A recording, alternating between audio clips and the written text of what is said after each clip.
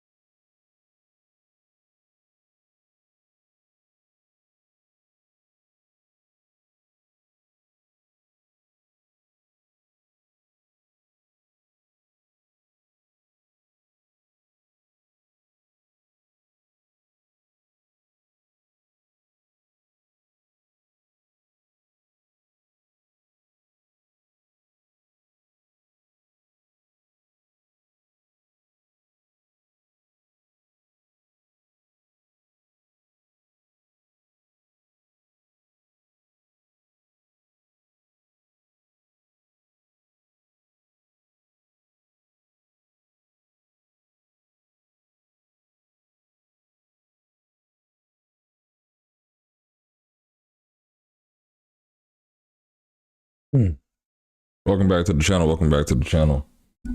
Hope everybody's having a good night. I have to adjust my camera. Yeah. I think that's a little better. A little better, y'all. Anyway, make sure my sound's working. I see my mic's showing the audio mixer. Hope everyone's having a good week. Had a good Memorial Day weekend. I spent some time with my family.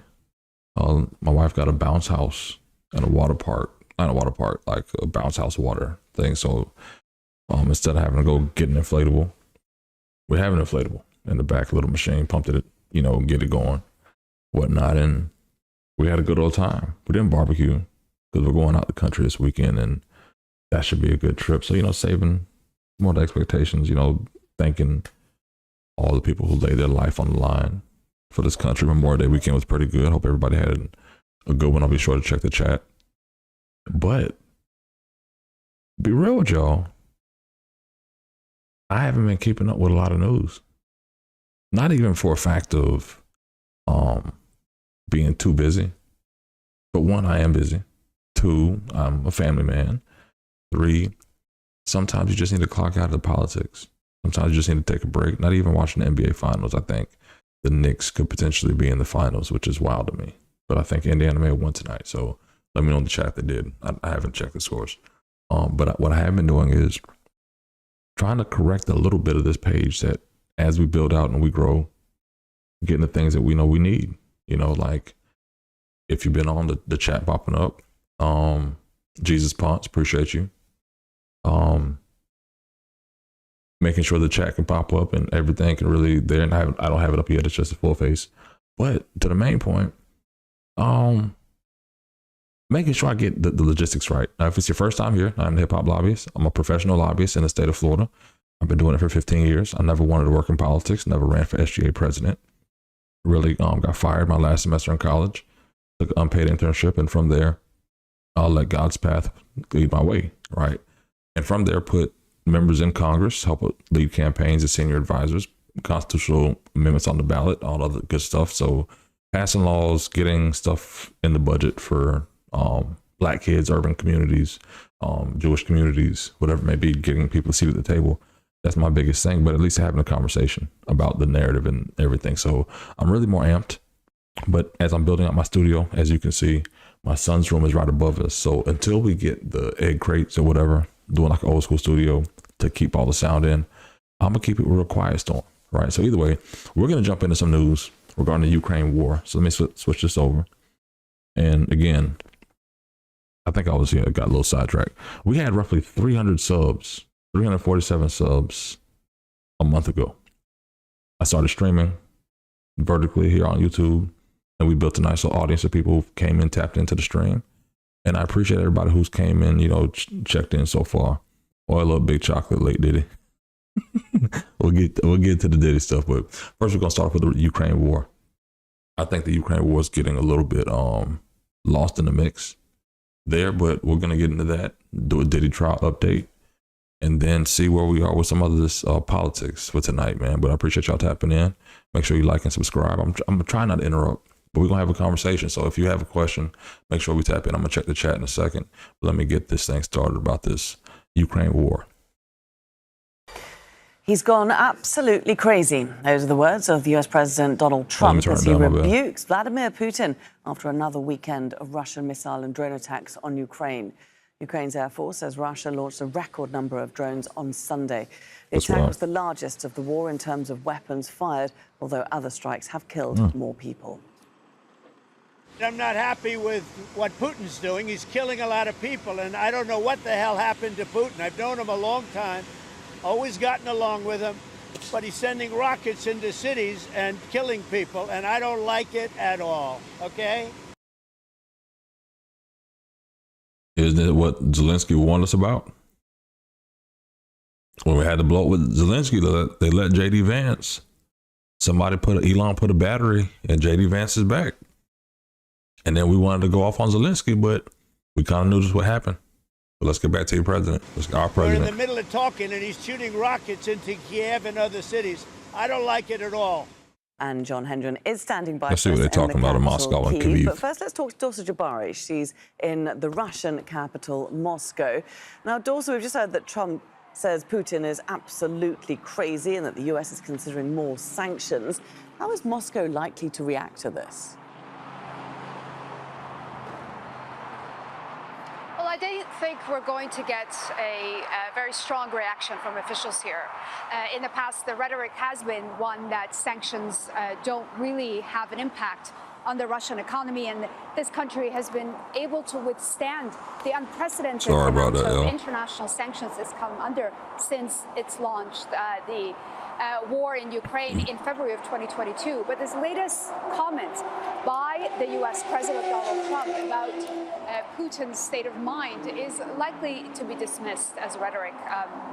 It's not going to be taken very seriously. What is clear is that President Putin's desire not to aggravate President Donald Trump has now taken a backseat to his number one goal in this war in Ukraine, and that is to secure a strong victory for Russia. So really, things appearing to be moving very quickly and shifting politically, as we're seeing over the past few days, with Russia launching unprecedented number of attacks across Ukraine. Of course, all this comes as U.S. President Donald Trump and Vladimir Putin held a phone conversation earlier this month for about 2 hours. And during that conversation, Vladimir Putin... 2 hours. You can talk about a lot in 2 hours. Like, that homies I've known for 20 years, I don't want to talk to for longer than 20 minutes. 5 minutes. So 2 hours, we talking about more than the Ukraine war. Let me stop. I stopped on the lady, but my bad, y'all. My bad, chat. There was an understanding and that Russia will on a memorandum to continue the discussions with Ukraine about a possible ceasefire. But clearly, the reality on the ground is providing evidence that things are moving in the opposite direction, and that is what is frustrating U.S. President Donald Trump at the moment. Okay, Dorsa, many thanks indeed. Let's now go to John, who's in the Ukrainian capital, Kyiv. Now, Russia's massive air assault, it's come right off the back of one of the largest prisoner exchanges seen between the two sides in this war, getting very mixed signals from Moscow. As Dorsa says, things shifting politically very rapidly. What do you think happens next?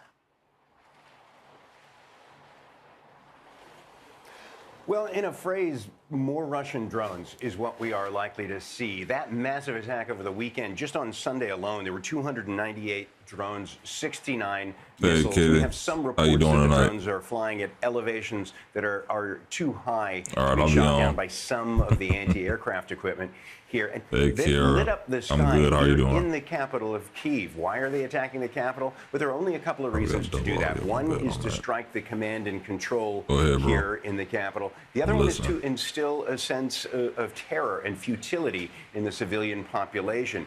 Kyiv, after all, is hours' drive from the Eastern Front or the Southern Front. That's where the ground fighting is happening. And we heard a report in The Economist now that says that the Russians are... Not even this guy. I'm listening to that guy, but I'm reading through the chat. What are you talking about, pet my turtle? What does that mean? I don't know what that means. I don't want to go to Urban Dictionary to find out. Up their ability to make the Shahed drones that they use so frequently. That they used to make 300 in a month. Now it takes 3 days to make that. And there are reports that they are targeting making 500 a day. That happens as Ukraine's anti-aircraft capability is being depleted, all the munitions that they use to shoot those down. One of the reasons that Russia swarms an area with all of those projectiles is to try to break through and deplete the anti-aircraft. And it's working as Ukraine worries about getting resupplied from Europe and from the United States, and as it presses for sanctions, Russia is pressing harder with continued drone attacks. We saw 13 regions hit overnight, including Odessa, Kyiv, and Kharkiv. That happened. I think the Ukraine war, I'm going to end that there. I think the Ukraine war just really taking a back seat to what I guess U.S. involvement is going to be. Because the whole narrative was, you know, we're giving guns, we're giving money. It's Biden's war, still Biden's war. Because last time I said it was Trump's war, the chat went crazy, right? But at the same time, it's like, okay, what is our involvement going to be? We call Putin crazy. We see he's not going to yield. Where we at? Because it's like, are we going to focus on Gaza? We're going to focus on South African supposed genocide, the war in Congo. Like, what are we going to focus on? Or guess what?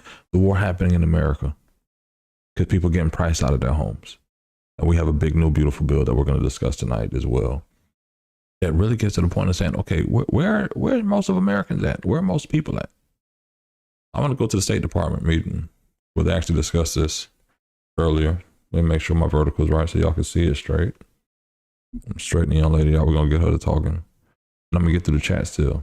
But it just surprises me that still, and we're going to get to the Diddy stuff too, that people are blind to the nonsense. And one thing I didn't say earlier, to get to it, I've gone through some of the big, beautiful bill, right? I want to highlight what I think are the first part tonight, some key areas that could be important to the viewers. Now, I know from the statistics, a lot of y'all, 90% of y'all watching don't subscribe. I get it.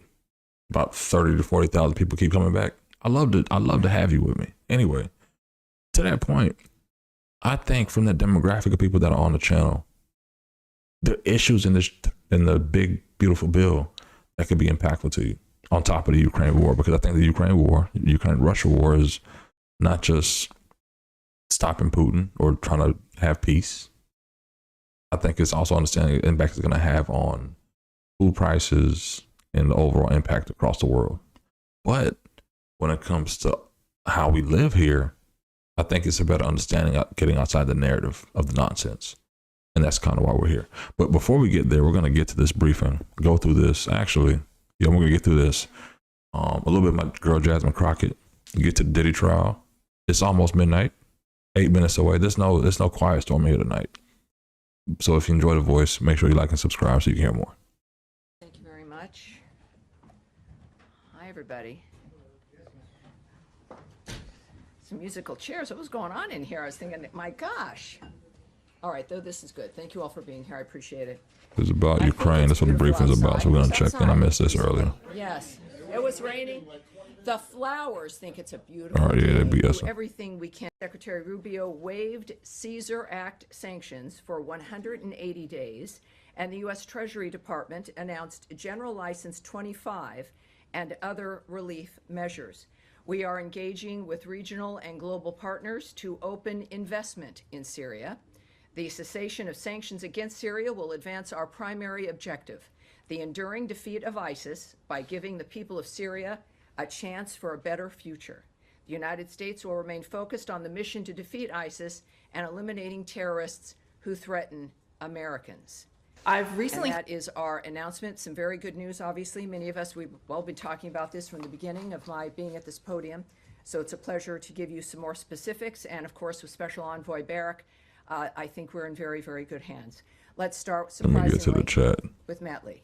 Thank you, Tammy. I want to ask about... Appreciate that, fam studio. Do you know off the top of your head, or is it written down someplace, how many Americans are currently designated as wrongfully detained in Venezuela? Yes, those are numbers that... hey, Mike Hawk. Shout out my dog, Mike Hawk. Consider, of course, an important diplomatic dynamic as well as a national security dynamic. So no, I won't be... Jesus Ponce, I appreciate that. This man has the most deep voice ever. Hilarious. What is the situation there as you appreciate y'all? The GHF and their first shipment or shipments? Yes. Well, last week we I'm okay. Well, I forgot what I asked you, Kira. Specific numbers, but I have how you doing tonight? Numbers for you as well. We have great news to report out of Gaza. I like being able to be asked about it, and we can talk about I had a turtle going in. Like turtles. Okay. Foundation, under the humanitarian principles of independence I appreciate and impartiality, has commenced providing life-saving aid to the Kathy, people how you of Gaza doing? Who desperately need it. You have Diddy stuff? I don't have no Diddy stuff. Pause. Been distributed so far. Each box whoever bro dude is tripping in the chat. for 3.5 days. Because Medicare, Medicaid, food stamps, Social Security. I hear you. Meals. That's what they keep saying. And so those are the kinds of numbers, I think, as we're looking at what's important in moving that kind of aid through the area. Right, but there was apparently some incidents today involving potentially shots being... And pull some other stuff up, just fired and see what happened with this brief. I know yes, Rubio Hamas has some still stuff has popping weapons. off. Hamas is But we'll get here. My situation girl here. All Jasmine of this Crockett could have had stopped, of course, if they had released the hostages and put down their weapons, but they refused It'll to do pop so. off They've last also week. rejected ceasefires. So that's without confirming what might be gossip or single reports. The fact of the matter is Hamas has been opposed to this dynamic. They have attempted to stop the aid movement through Gaza to these distribution centers. They have failed, but they certainly tried. The bottom line is, the real story here is that the aid is moving through, and in that kind of environment, it's not surprising that there might be a few issues involved, but the good news is that those seeking to get aid to the people of Gaza, which is not Hamas, have succeeded. And last one, really briefly. Yes. I won't take up any more time, but my understanding That's is why that I'm the here. administration is not particularly happy with the position that the UN and its agencies have taken with regard to these shipments. Is that correct? Well, it is. From the very beginning, I'd mentioned and we had heard about the resistance by certain NGOs and the UN. It is unfortunate because the issue here is getting aid to Gazans. And then suddenly it moves into complaints about style or the nature of who's doing it, or elements of administration and being opposed to getting food and aid, as we've demonstrated here, is happening and will continue to happen because someone might feel left out. I don't even know what it's talking with Diddy is, I Trial. think, I'm the going to get height in of a second, hypocrisy. y'all. So the bottom line is that clearly people who care about the nature of solving this problem are taking action and moving it forward, and that's what counts. That's what matters. Yes, Andrea. Yes, ma'am. Cindy McCain of the World Food Program was on CBS yesterday with a very different narrative. And we are hearing from the ground today from our reporters and producers and camera crews that this incident was very serious, that it was not Hamas related. Cindy McCain said that Hamas is not breaking up the food deliveries, that people are starving and there are food riots because people are desperate. And the criticism of the GHF has been that it is not independent or impartial, that it was I ain't gonna hold y'all. I thought there'd be some more fireworks about Putin in this. I'm gonna switch it up because I don't want to bore y'all with this nonsense. And you know where I'm gonna go to turn it up? That's this Zaxby's commercial. Luckily, it's muted. I still ain't paid for YouTube yet. My girl Jasmine Crockett. Young lady from Texas. Let's fill it in from here. I saw a little bit of this earlier. Thank you, Mr. Chairman. I think I just want to kind of distill down what my colleague, Ms. Jayapal, was talking about, and I am definitely going to yield some time to her. I think our concern is that because somebody says something, that doesn't make it evidence. And right now, what we have is people saying, well, we have evidence. As attorneys, we know that that evidence has to be tested in court, and that is what due process really looks like. It's not just saying that somebody is MS-13. This is actually a good It is a debate. matter of a... Now, some people may love Jasmine Crockett. They may hate her. Full disclosure. I saw some of this debate earlier. I didn't watch the whole 37 minutes. We're not going to watch the whole 37 minutes, right? But I think you can kind of see this debate go forward and them kind of agree to disagree before they get to the amendment part, right? Let's get into it. I don't know. People love Jasmine. They hate her. The people who are represented by her in Dallas, I'm going to tell you this. I put out a short on one of the last streams. We talked about Jasmine Crockett. We talked about politicians that just placate the bullshit, right? And for some reason, I guess because her picture was up, the people didn't like the comment. They just they not read too deep. They listened too hard. And they were like, oh, she loved, what have you done, bruh? I'm not getting to a pissing contest with no congresswoman. That's a whole other conversation. But if you ever read Pimpin' Ken's like 48 Laws to the Game, that the men and women shit is hilarious, but I'm not going to be disrespectful on this one. But let's get into this. But it's a very funny analogy. Nothing about pimping, but it's just a very funny analogy about what a man and woman can and cannot do. Just to clear that up. Judge determining whether or not that evidence would be admissible and having the ability to look at the credibility of the witness offering that evidence, such as when we're talking about Kilmer. If we look at that, it says I've got a couple of articles. There's an article that says government's case against Abrego Garcia is based on PG County cop who was on the SA's do not call list because he was not a credible witness. The only person that said that he was MS-13 is a cop that ended up being, I don't think he got fired, but he definitely, okay, never mind. He did get fired. So we're gonna say that we're gonna base our entire case, so to speak. This is why we have courts. This is why we are talking about due process, because that's what it looks like. It looks like more than somebody, listen, I can't tell you how many lies are made up by MAGA followers about me. I done been all kinds of things, and none of it is true just because they put it out there on social media. That is the problem that we're having right now in this country, is that it seems like nobody cares about the truth anymore. And what we're trying to do is say we have a fact finding, and let me be clear. I am not saying that the criminal justice system or any other justice system has ever always been perfect. I am not trying to say that. But we do have a system, and that system is supposed to be based upon the Constitution. And right now, like literally due process comes from the Constitution. This should be the highest protections that one can have in the land. And right now, it seems like y'all don't care about the Constitution unless it's the Second Amendment. And that's misinterpreted as well, okay? There's other amendments to the Constitution. And we don't get to just change it because our fearless leader says that he doesn't like certain parts of the Constitution. We have a process, again, to get amendments, right? There are people that don't like the fact that there was an amendment so that women could vote. And guess what? We ended up with something like the SAVE Act because we don't want women to vote. Like, literally, but I'm getting off track, so I'm gonna go back because I know that Ms. Jayapal wanted some time. So I will yield my time to the gentle lady from Washington. Thank you so much, Representative Crockett.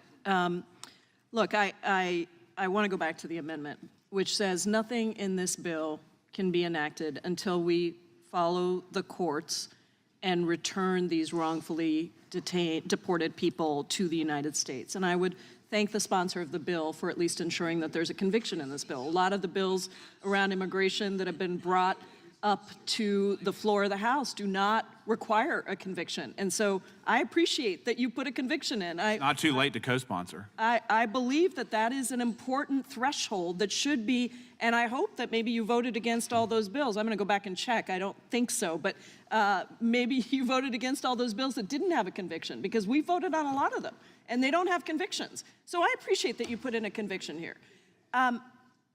Here's the problem. I think you. I'll be real with you. You know what the real problem is?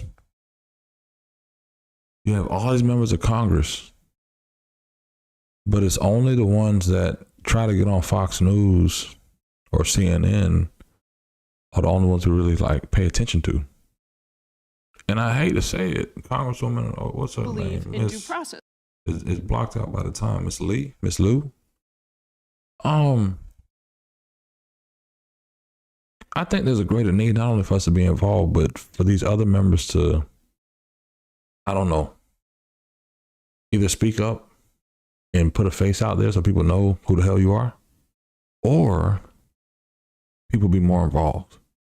Because I'm quite sure people in her district know who this Congresswoman is, what she represents, what she stands for, her values, but you only hear about the hot button issue ones, like the super liberals, Bernie Sanders, AOC, the tribe, or the what do they call themselves? The y'all know, Tlaib, Presley, the View, right? Basically, that's all they get, and that's what America ends up hating, because they don't talk about a lot of stuff outside the hot button issues. Congresswoman Crockett has some substance. My homegirl, Congresswoman Amelia Sykes, has some substance. There's some that have substance, but I believe like Hakeem Jeffries, the leader of the Democrats, he doesn't have no substance. He just uses his hands when he talks. And that to me is, I'm just here to raise money to be a Democrat. I'm not pushing the needle because there's no policy he's really pushing. There's nothing he's doing besides arguing everything that Trump does, or even what's bad in his tax cuts to Medicare, Social Security. And it sounds great. But I'll ask the chat how many people have said, you know what, let me pull up the big, beautiful bill and read it for my damn self. You know what, it's right here. It's right here. Affordable housing. What's in here for affordable housing? Hold on, can I type? It's not listed. Guess what? What are the tax credits for kids, for children? Damn, you know what? It's something in here, but guess what? It's just a presumption that, you know what? Nobody's going to come here to find it. Nobody's going to say, where's the tax cuts for the wealthy, or the 1%, or the $1 trillion, right? I don't know if y'all can't probably see my search. Oh, my bad. So I'm typing it. It's not there. So it's basically the rhetoric they tell you, okay, you know, this is the bill. This is a big, beautiful bill. Let me actually straighten out so y'all could actually see it on the chat. So you can see I'm actually searching, all right? This is the big, beautiful bill. Hold on. 389 pages. So when they tell you what's in it, it's like, all right, cool. But I can tell you that I looked it up. The $2,500, I got to put a comment there. The $2,500 for the increased child tax credit. That's in the bill. Now, I'm not saying for this one provision, forget everything else. What I'm saying is we need to at least know what's in the bill, because what they're saying is, okay, if you're home right now, you're in your bed, you're looking at your phone and you're like, you know what? We got 4 kids. I'm a single mother with 4 kids. I'm a young family with raising kids. What's in this bill for me? Versus $8,000 write-off? Maybe I do support some part of this tax credit, right? But then when you think about the cuts to Medicare or Social Security and the impact it will have on your parents or your kids' grandparents, if I don't support something, and this is my piece from a lobbyist to you, right? You could say, you know what? I don't support the rest of this, but for section 11004, the extension of the increase and the extension of increased child tax credit and temporary enhancement, that's what you'd go tell your elected leaders to go support. Every bill's not great.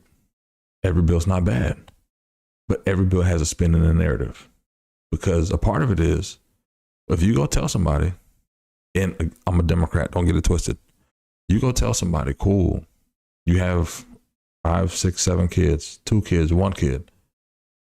You're increasing this from 2,000 to 2,500. Okay, cool. But when you talk about the MAGA accounts, they talk about these MAGA accounts where you get $1,000 basically for having the child from 2025 to 2028. If you have a child, to give you $1,000 for that child for their college education. I don't know if $1,000 will be enough in a couple of years for college education and some other stuff, but it's more of a fact of understanding what's in the bill and not the narrative, and understanding that there are elected members out there whose face you'll never see, whose names you'll never know. And it's like, you know what, damn, what are they doing to fight for me? At least you can be like, you know what? I don't support the MAGA accounts, but what I do support is going to the bill and telling them, hold on, I'm gonna just if you look up the big, beautiful bill, just put in 2,500. 2,500 is going to take you to the section that you need to highlight, section 11004. And that's what you're going to tell folks. So to me, it's not just the Social Security cuts. It's not just the Medicare cuts. It's telling the elected officials exactly what and where you want changes. right? Because you can be against the tax cuts for the wealthy, but you could support this provision. Then it's more of a fact of, well, regardless of what you all pass through, can we make sure that this stays in? Or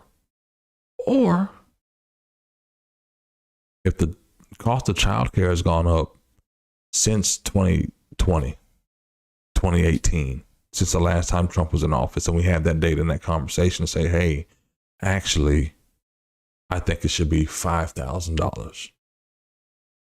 Hold on to this, right? I remember people were killing their families, losing their jobs in the thousands day after day. Obama preached hope. You may have believed in the socialism, the other stuff that he did after he got, when John McCain was fighting against the Muslim narrative of his own people, like, hey, that's not who he is, right? When you get to it, you only want to preach fear. And by preaching hope, my hope is that you'll go find a bill and filing provision and subscribe to the channel and be like, you know what, bro, I actually didn't even know I could actually go read the bill. Because when I'm looking up again after Medicaid, it doesn't show up when I say the 1%. The 1% doesn't show up when I see trillionaires, billionaires. It doesn't show up when I see housing, what is it, affordable housing, right? When you go look it up, it doesn't show up how they give you the narrative. So you got to go find the section and find what they're talking about. So when they're mentioning opportunity zones, you can find opportunity zones and understand this new round of qualified opportunity zones, but understand that section is this section here, what you need to talk about and focus on. Because to me, for communities that have been gentrified, and I said this other night and on a couple other streams, for communities that have been gentrified, you can say one of two things. Grandmama house, or we're going to keep it. Okay, we're going to keep grandma house. She sacrificed a lot to get it right, cool. But they're coming in with, in my city, hypothetical numbers here. If they pass this $10 billion a year for 10 years, $100 billion. And out of that, there could be $700 million coming to your city for gentrification, right? From there, from that gentrification piece, how can you make sure in the rural communities and the modification for what a low income definition is, make sure that you're included. Even if you miss, I'm trying to get to the date. Hold on. Understand when it's going into effect so you can prepare. So even if they're going to make cuts to Medicare and Medicaid and Social Security, understand what they're going to do and when they're going to do it. So you can't give people the ammo and emotion for a fight without giving them a game plan, right? You see it in the NBA playoffs now, how they say Thibodeau didn't change the game plan to use a bench. He started using the bench. Cat scored like 20 in the fourth quarter. Cool. Amazing. But what you have here is the ability, especially for the Black culture, the urban American culture, right? Getting out of the narrative of the nonsense and get into, we're, as they say, for my Black folks who may be tapped in, and it's not to exclude anybody else, my low income people, my people who just don't care about politics, but you're here right now. Thank you for being here, right? To me, again, I don't want to put fear in nobody's heart, because guess what? I've negotiated policy with people. I've sat down with the policies, and I'm going to clarify it, representing the interests of Miami-Dade County, Broward County, and Palm Beach County, three of the largest counties in the state of Florida. After the 2012 election, we had to change the election laws. So having the actual statutes that I got from the county, okay, let's write them up, let's get sure prepared, whatever, let's file it, and sit down with Chair Lockball at the time and say, hey, we did all our stuff, let's do what we got to do. Let's open it up for community centers. I don't want to make condos. I don't want it in certain HOAs. Let's libraries, cool, let's expand it, right? I'm not going to do this, I'm going to do that, right? But now I shared the story before, but it's the point of saying, when you're going to have negotiating conversations with people about policy, you have to give them somewhere to point to and go. Because just giving them a blind roadmap of argumentative, firebranded bullshit, sorry for cussing, without the actual statutes, actual language that you could point someone to and say, hey, here's what it says. Here's what I need to change. We marched and protest since Dr. King, Nat Turner, runaway slaves, marching and protesting, breaking the society norms and what we decide is a human right, right? And I'm not talking about police brutality. I'm talking about whatever they want to justify as Black Lives Matter, right? There comes a point where you have to shift. They call it the pivot. Like Fred Taylor, then when they left Brandon Marshall podcast, they stopped the argument and protesting. They pivoted to have a more deeper conversation. Now they developed into something else. Shout out to the pivot. It's a fact of we have to pivot from the protests to the policy. And realizing that the protests don't do anything but boil the pot. But guess what? If you leave a pot of boiling water on the stove and you forget about it, that pot gonna dry out. And after a while, when the pot dries out, you'll get a young brother like me who's at the bottom of the pot, who's guess what? I marched and protested. I've been on the front lines of a lot of issues. Back to Martin Lee Anderson. Pot sits on the fire too long and it boils off. And guess what? I'm ready to pop the lid off this month. I'm ready to pop the lid off this bitch. So either way, you got to know where we're talking about the issues. There's a lot of things. I haven't checked the chat. There's a lot of things that people say, a lot of the narrative. But the biggest part of the narrative to me is getting out of the nonsense and getting to the statutes. So I think that's there. Let me go back to Jasmine Crockett. I'm going to come back to this. Then we're going to get to the Diddy trial. I promise we are. It's 12:19. Appreciate y'all tapping in with your boy tonight. Make sure you like and subscribe. You for said more. you have experience arguing in courts. I assume that you respect court decisions, but I have not heard a single person on your side speak out and say that the administration must return Kilmar Abrego Garcia to this country when the president of the United States said he had the power to do that. And when you say to me, oh, there's all this information on Mr. Garcia, Abrego Garcia, and he's this and he's that, I guess I'm surprised at that, because if you really believe in due process in the court system, and I believe you do, I'm going to give you that benefit of the doubt, then why not present that information in court? The Trump administration has refused to present information doesn't meet the standard with you, if you'd like. That's a mister. Her name ain't Lou. That the Trump administration should follow the ruling of the Supreme Court of the United States and any judge committee to not speak out about it and to act like somehow this is okay. I think whatever you believe about Mr. Abrego Garcia, you should be able to say that he should have due process and that the Trump administration should follow the Supreme Court. So if you, and I think that this is relevant to this bill, and so I hope that we can do that together. I doubt it, but I hope we can do it together. And Mr. Chairman, I have two UCs.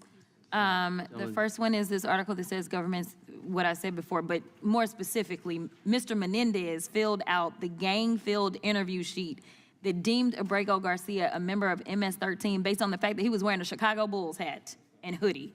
Objection. And the other No, I don't care what you say. That fire and that spunk that's needed to get some people involved in politics.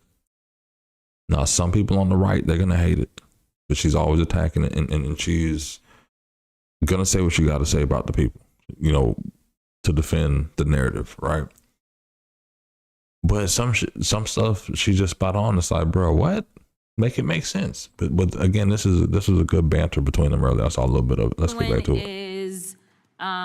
It says Trump's case against man deported in error just took another big hit. Trump world claims Kilmer Abrego Garcia was in MS-13, but new information concerning the local cop who attested to that charge at the time raises fresh questions about it. Without objection. Thank you. Gentleman from California is recognized. Thank you, Mr. Chair. I just wanted to briefly address a point brought up by the representative from Texas, Ms. Crockett, who accused me and my colleagues over here of ignoring the Constitution. And if that were true, that'd be a very serious matter. So I did want to just inquire as to what exactly the accusation is. So I'll happily yield to the gentlewoman from Texas if she'd like to respond. Do you believe that someone who has snuck into our country, entered the United States illegally, that the due process requirements for that individual are the same as they are for a U.S. citizen? I thought the question was for me, but it seems like the lawyers on this side or just my entire team knows the answer. Mr. Chairman? Per the Constitution, yes, if you are on our soil, you are guaranteed due process. And the fact that there's even a question is why we are struggling right now. In addition to, an additional issue that I have is the executive order that was signed by the president that seemed to get rid of birthright citizenship, which also is laid out in the Constitution, which is why even the most conservative judges have ruled against, there is no one that has ruled that that was okay. Okay, thank you. You're welcome. So thank you. that's simply untrue. The Supreme Court has made it very clear My that bad, due y'all. I ain't even process straighten this out, is a y'all. I got Jasmine context-dependent looking all crazy. I look all crazy. And someone who is here illegally in this country, My apologies facing on that, Trent. deportation, the requirements of due We're process gonna get are this together as we specific go to up that the channel. context. Don't worry. And the problem is that during the last administration, we had 10 million people who came into this country without the least amount of vetting. And it's created an enormous backlog in our immigration courts. Now, what we actually did in a measure that we passed in this committee a couple weeks ago, which I believe every member of the Democrat minority opposed, is we sought to provide the resources for our immigration courts to operate in a fair and efficacious manner by increasing the number of immigration judges, of lawyers, of courtrooms, in order to remove this backlog of millions of cases that now exist. So I think it's highly problematic to hear arguments about due process from the side that is actually voting against providing the resources that are needed for due process. But I think it's even more. Again, and this goes to the Republicans too, not just the Democrats. Who is this guy?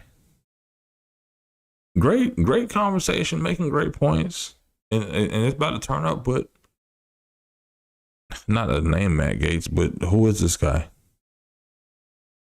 He'll probably be a judge in 10 years. No lie. If not somewhere in leadership. But, you know, to be honest, again, not a media mogul. We see what they're doing to Diddy or what Diddy was doing. But what I am saying is that it gets to a point, either you all in or you all out. Either y'all pushing real policy, real narratives, and not spinning, or we're taking the point to actually get to know, and they're going to be a conservative media team for every congressional member out there to be like, you know what? I get this guy. I understand him. I like this. We'll get into more of this. We're going to get to the big, beautiful bill next. Since I started there a little bit, then we'll get to the Diddy trial. I promise y'all we will.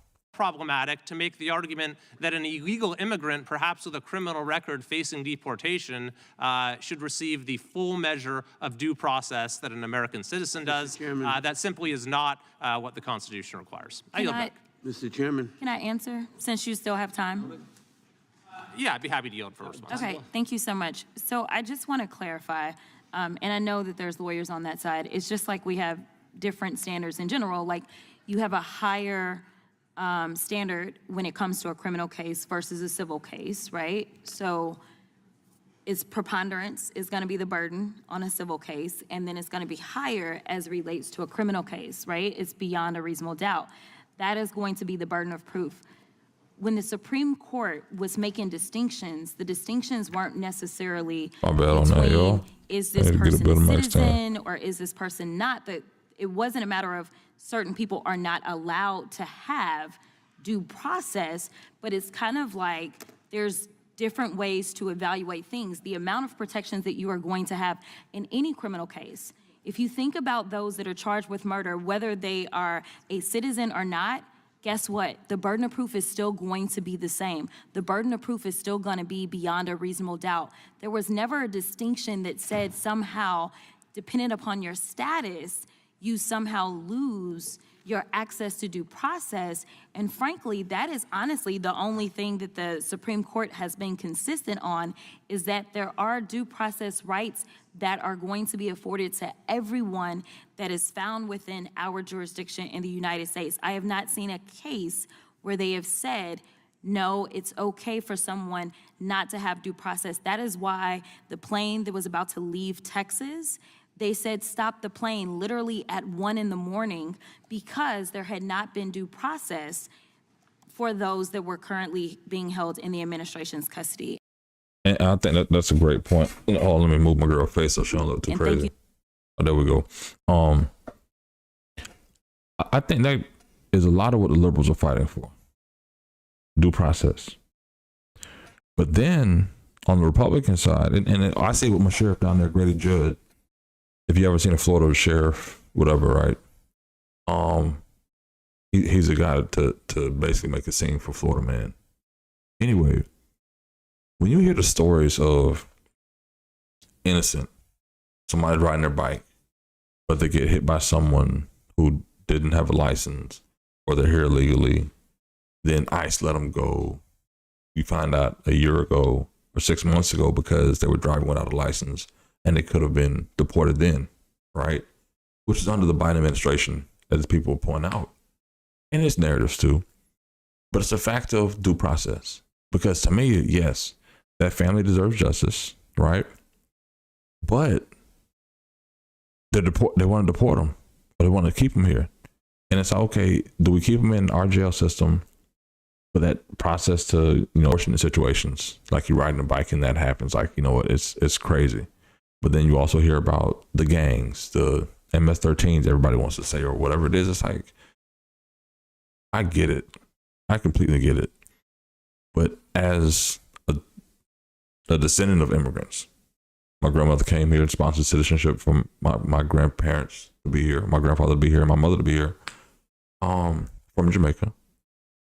It's a fact of, I don't want to be ignorant to what's out there. But I do realize that a lot of people who come from other countries that are here, if they're not fleeing persecution, they're coming here for a better life. And a part of that is getting a better life is not committing crimes. So if people are here illegally and they're committing crimes, yes, they need to leave. But do they need to stay on our tax dollars while they're here? Yes, due process that, but also I do feel that some people that have been citizens, I think I saw one in Alabama earlier, I'm gonna try to find a video of a guy who was on a farm, born in Florida. ICE ripped up his real ID and tried to deport him. And it's like, do we have some overzealous ICE agents, like we have overzealous police out there who trying to deport everybody? But it is what it is. But just for the illegal immigrants, I did ask in the chat how it feels, and it does look like the no's are winning right now. Thank you so much. Thank you. I think I understand your position a little better now. I can't say I agree with everything you said, but I would just say perhaps be careful with throwing out accusations or ignoring the Constitution, without carefully considering those statements, because the demands of due process is not just something that is the same in every context. What do you mean we never got full due process? Why do we or should we care about others' due process as blacks? I mean, I'm not going to address that because skin complexion can be deceiving, right? Because as my homie says, who's Indian, they thought Indian folks were black until 9/11 happened, right? However,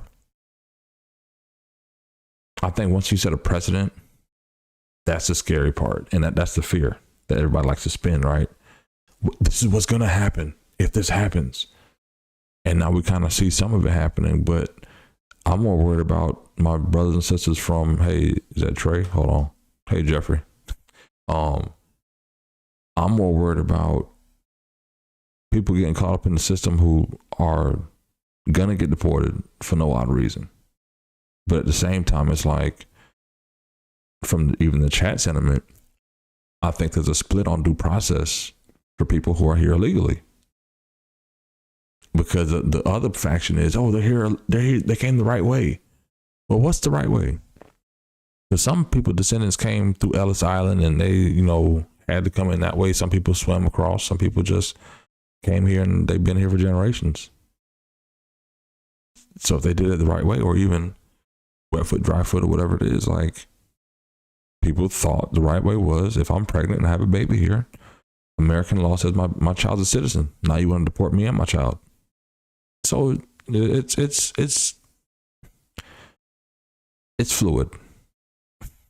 Mr. very Chairman, much I have a context. unanimous, So I yield back. unanimous consent request. Gentlelady is recognized for unanimous consent. I'd like to submit for the record the Constitution of the United States Fifth Amendment explained so that the gentleman can see exactly what is in the Constitution where it says no person shall be deprived of due process. I would just point out the Supreme Court, as the gentleman from California has said, has firmly, I'm quoting the Rehnquist from Justice Rehnquist, has firmly and repeatedly endorsed the proposition that Congress may make rules as to aliens that would be unacceptable if applied to citizens. But There currently is the process Constitution due, but says- it's not the same process due American citizens. Mr. Without Chairman, it just says no without person, objection, the and Fifth so- Amendment will be entered in front of the Judiciary Thank you Committee's so record. much. I just even wanted to though- make sure everybody knows what the even- Fifth. See, this is why I'm saying, I tell folks, you see it.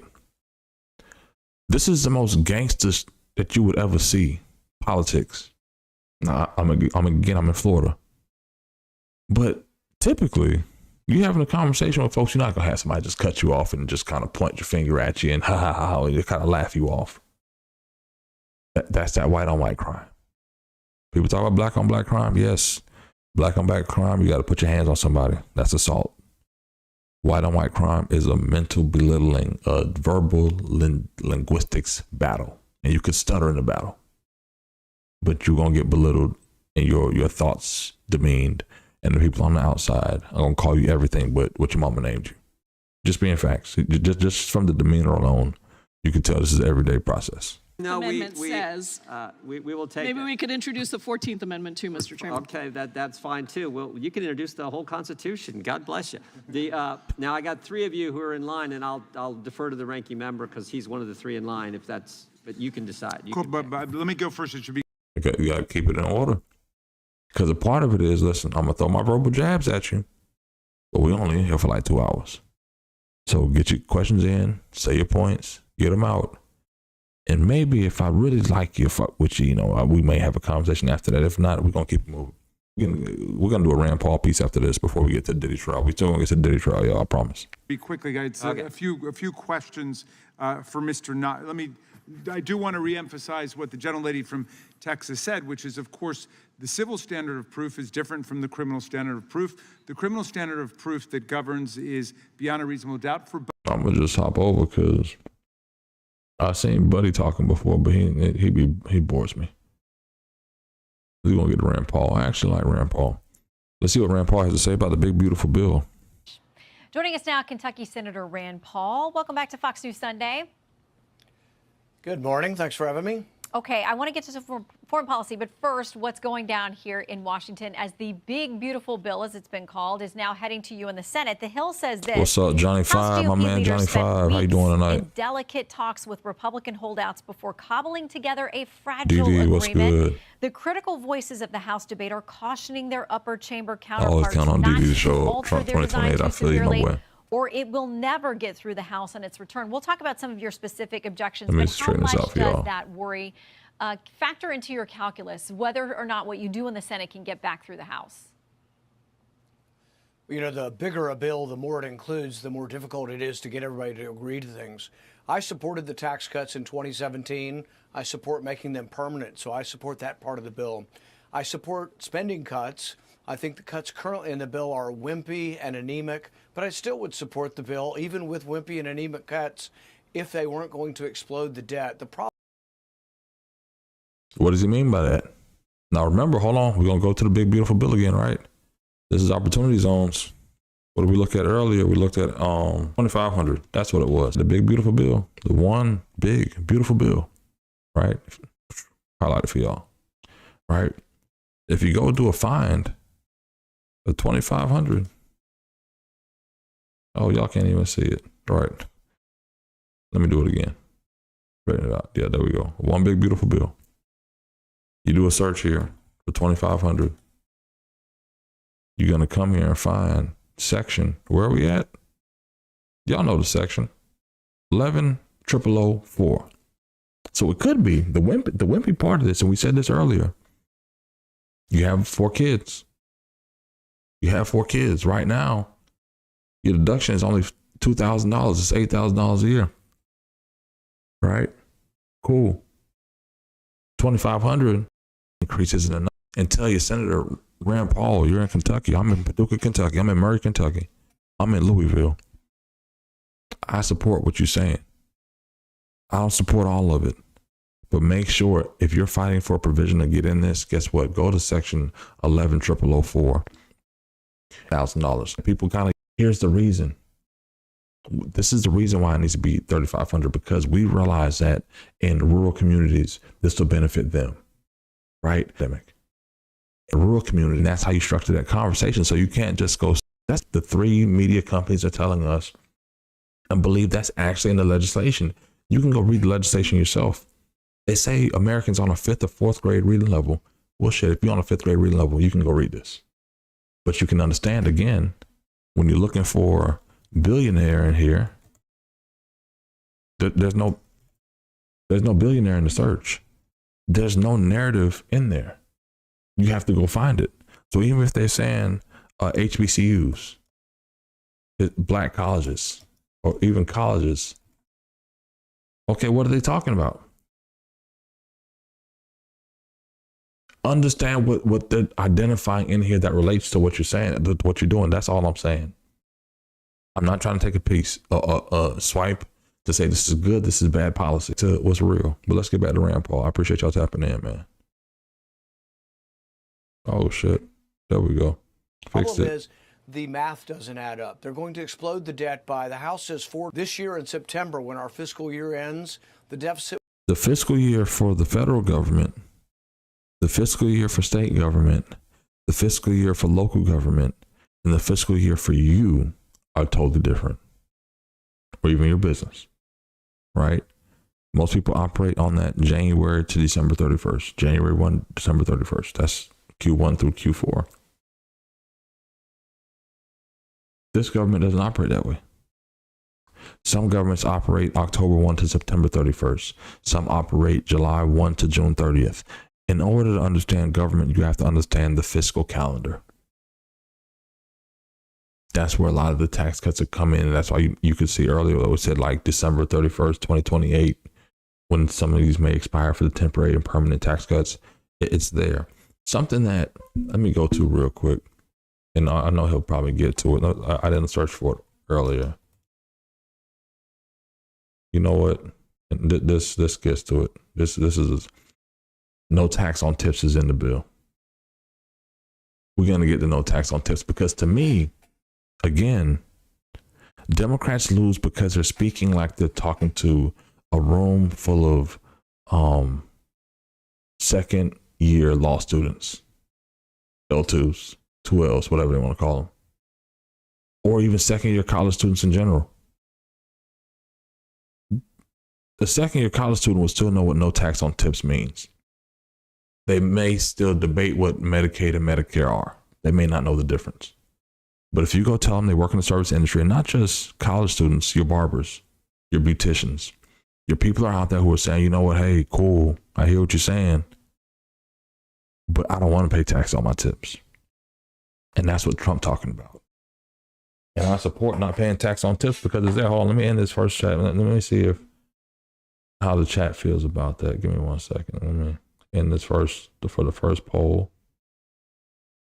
Appreciate everybody tapping in. Basically, no, the chat said no.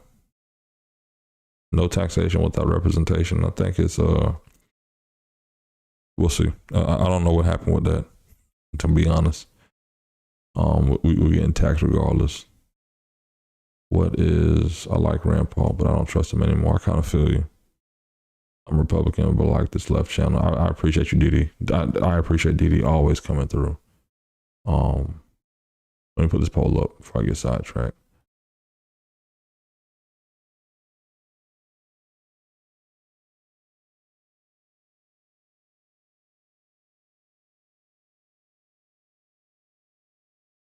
I think that's a better question. Let me get back to Rand Paul. Let's end this out. He's not too long. We say the Republicans say, what's Bidenomics? That's Biden spending levels.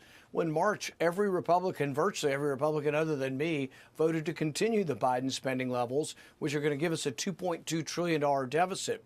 Now, if you increase the debt ceiling $4 to $5 trillion, that means they're planning on $2 trillion this year and more than $2 trillion next year. That's just not conservative. So I've told them if they strip out the debt ceiling, I'll consider, even with the imperfections, voting for the rest of the bill. But I can't vote to raise the debt ceiling $5 trillion. There's got to be someone left.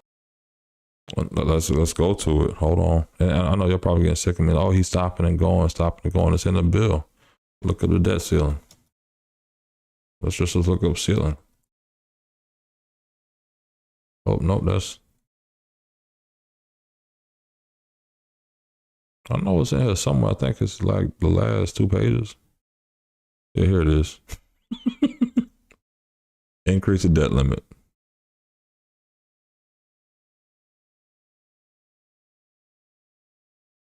Okay, hundreds, 100,000, million.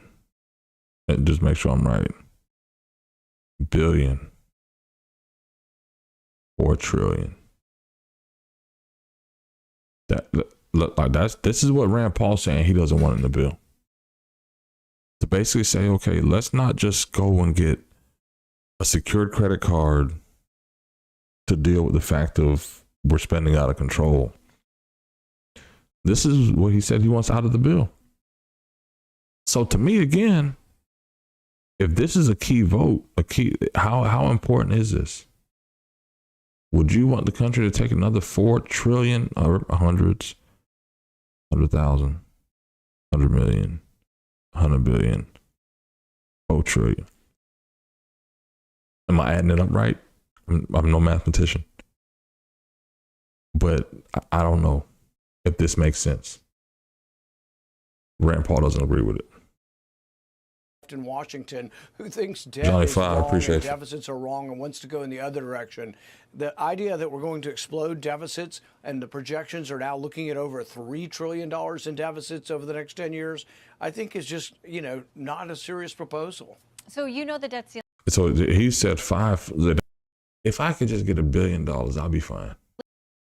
I'll be Elon fine. Further down the road, they're going to have more leverage when you're facing that debt ceiling. So do you cede something by taking it out of this bill and leaving it for further debates? That may be to Democrats' advantage down the road.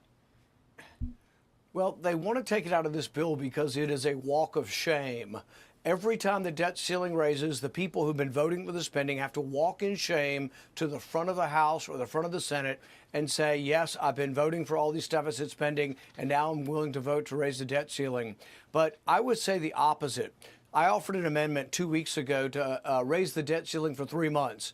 That's $500 billion, believe it or not, for 3 months. And the reason I do it every 3 months and force the vote is it's a point of leverage. It's an inflection point at which we can look. But you know what? You're not doing it, so I'm not going to raise it again. So this leverage would work. If you do it for 2 years, you're right. It goes through all the elections, goes on the back burner, and the debt accumulates like it always had. This is more of the same. This is what the Democrats have always done, and this is the Republicans using the same playbook. And I think, I was straighten it out earlier. I think the American people, man, Diddy, they're not talking about issues that relate to us. The American people, right? You can be Republican, I can be Democrat. We can agree to disagree on certain things, right? Let's say it's abortion. Cool, we disagree there. But we'll probably agree on men playing in women's sports. We'll probably agree that that shouldn't happen. Cool. We can have a beer together. I'm not really a beer drinker. I'm more of a tequila guy. But we could sit down over some tacos, over a hamburger, over some pizza, soul food, and have a good conversation, right? The only people losing in this entire narrative is the American people. Because they need us not to get along, Didi. Johnny 05, they don't need us together. Because they realize that, you know what, if we tell them what's in the bill for real, it'll be a problem. But we're only going to take a snippet. We'll take a snippet of what puts fear in their heart that Democrats would do. We'll put fear in their heart of how Republicans are going to make it like slavery again, like the Jim Crow South, Project 2025. And we never get to like, you know what, hey, they actually want to increase your child tax limit. They want to invest in poor income communities. But how do we not be left out of this conversation? That's all I'm saying. I don't care who you vote for. Be a part of the process. Because what I see, DeSantis and the Republicans here in Florida, they've been fighting.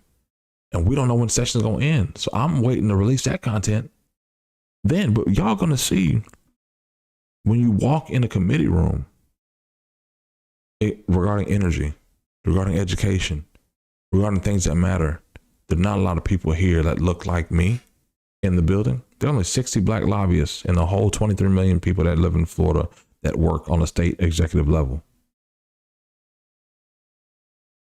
There are more NBA teams with diversity, equity, and inclusion than this field. However, this is one of the only fields where I've been told to my face, I hate to say it, that I wouldn't be credible without a Caucasian counterpart. It's okay.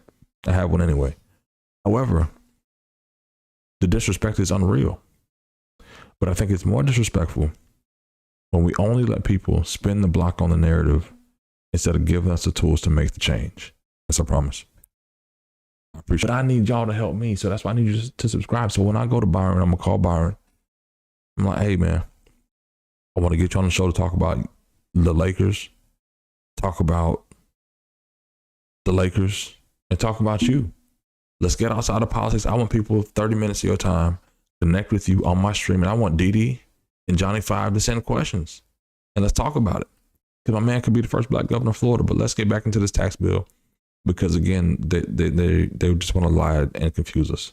And what I'm not saying is what some of the liberals and conservatives are saying aren't in the bill. What I'm saying is we need to be educated on what is actually in the bill and find the sections that we agree and disagree with, because policy is not things in the bill. There are bad things in the bill. Do the good always outweigh the bad? No. But you have to be able to take a little bit of something while we go try to fix the rest of it. That's what I'm saying. Let's get back to it. Okay, let's talk about things where some of your GOP colleagues there in the Senate are worried about too many cuts to specific programs. They're worried about impact on Medicaid. They're worried about SNAP. And really this idea that if you add work requirements or make it tougher to access those assistance programs, millions of people could be thrown off of health insurance. They could lose their access to food and medical coverage and insurance. So as a physician yourself, where do you stand on those arguments? Well, see, on the one hand, you can offer people free stuff. You can say, I'll give you free health care. And people, oh, thank you for free health care. But what you don't tell them is we're borrowing the money from China to pay for your health care. So we run a deficit, $2 trillion, which leads to inflation, which leads to rising prices, which squeezes you on the other side. So the bottom line is there is no free lunch. You can offer people free stuff, but if you're borrowing money to do it, you end up punishing them with inflation. The same people that are getting the free stuff are also being punished by inflation and never seem to creep out of poverty or climb up out of poverty. So it's a bait and switch. It isn't good. But I do think the deficit is a threat to our country. I think it's the greatest threat to our national security. And so I think you can't do this. We bring in about $5 trillion in revenue, and we spend $7 trillion. That's about what we do. The $5 trillion is consumed by Social Security, Medicare, Medicaid, food stamps, and other welfare programs. The mandatory programs consume all of it. I'm all for the DOGE cuts, and I'll vote for every one of them. But, you know, the administration now is afraid to send them back because Republican leadership on both sides is saying, we're not sure we can pass a $9 billion cut. And so what we're really stuck with is the math doesn't work. All the great DOGE stuff, all the great stuff Elon Musk has done is out there. And people are going to wake up in about 2 months and say, how come the deficit's still $2.2 trillion? Where did the savings go? People are going to be very disappointed, conservatives, and I'm the one ringing the alarm saying they're not doing anything. They're not sending us a rescission package. They're not cutting spending. Somebody has to stand up and yell, the emperor has no clothes, and everybody's falling in lockstep on this. Pass the big, beautiful bill. Don't question anything.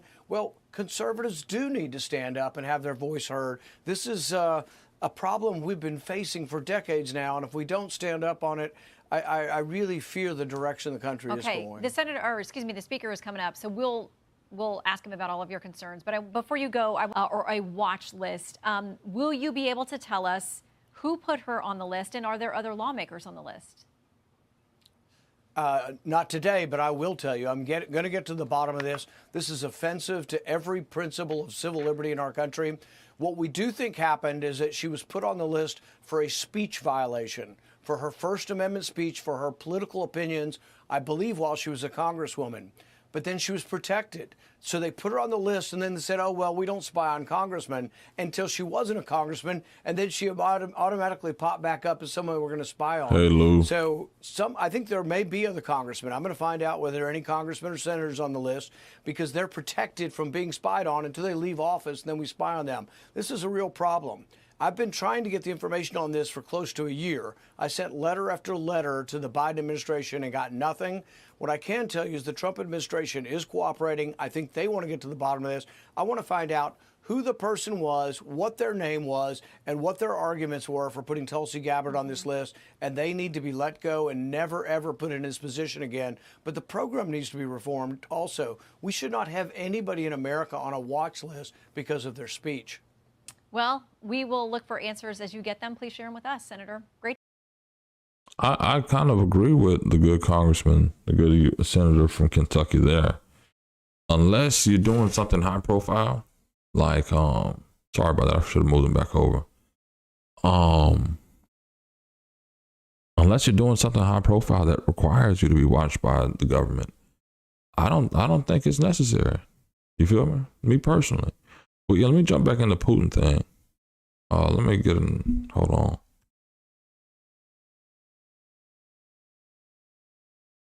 Hold on, this is, bear with me, y'all, bear with your boy.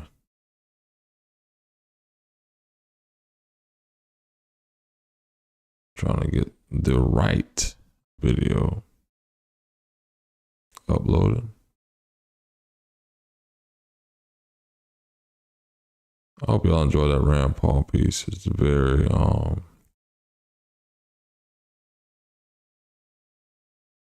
very eye-opening to see that Republicans will be infighting over this. Let me move over to Law and Crime Network. Let me get this link over here. Give me a second, y'all. I know that a lot of people want to see this Diddy trial. They didn't want to hear nothing about the big, beautiful bill. Threats, that's okay. Forced polygraphs, a gun. We're about to get into it now. I'll be honest with you, chat. I have not kept up with the Diddy trial, but we're gonna get back to it. I like to get deported to Ukraine, but Trump will pay me at least. Y'all wilding in the chat. As a Democrat who agrees with something the Republican says, man, Diddy, man, I'm human.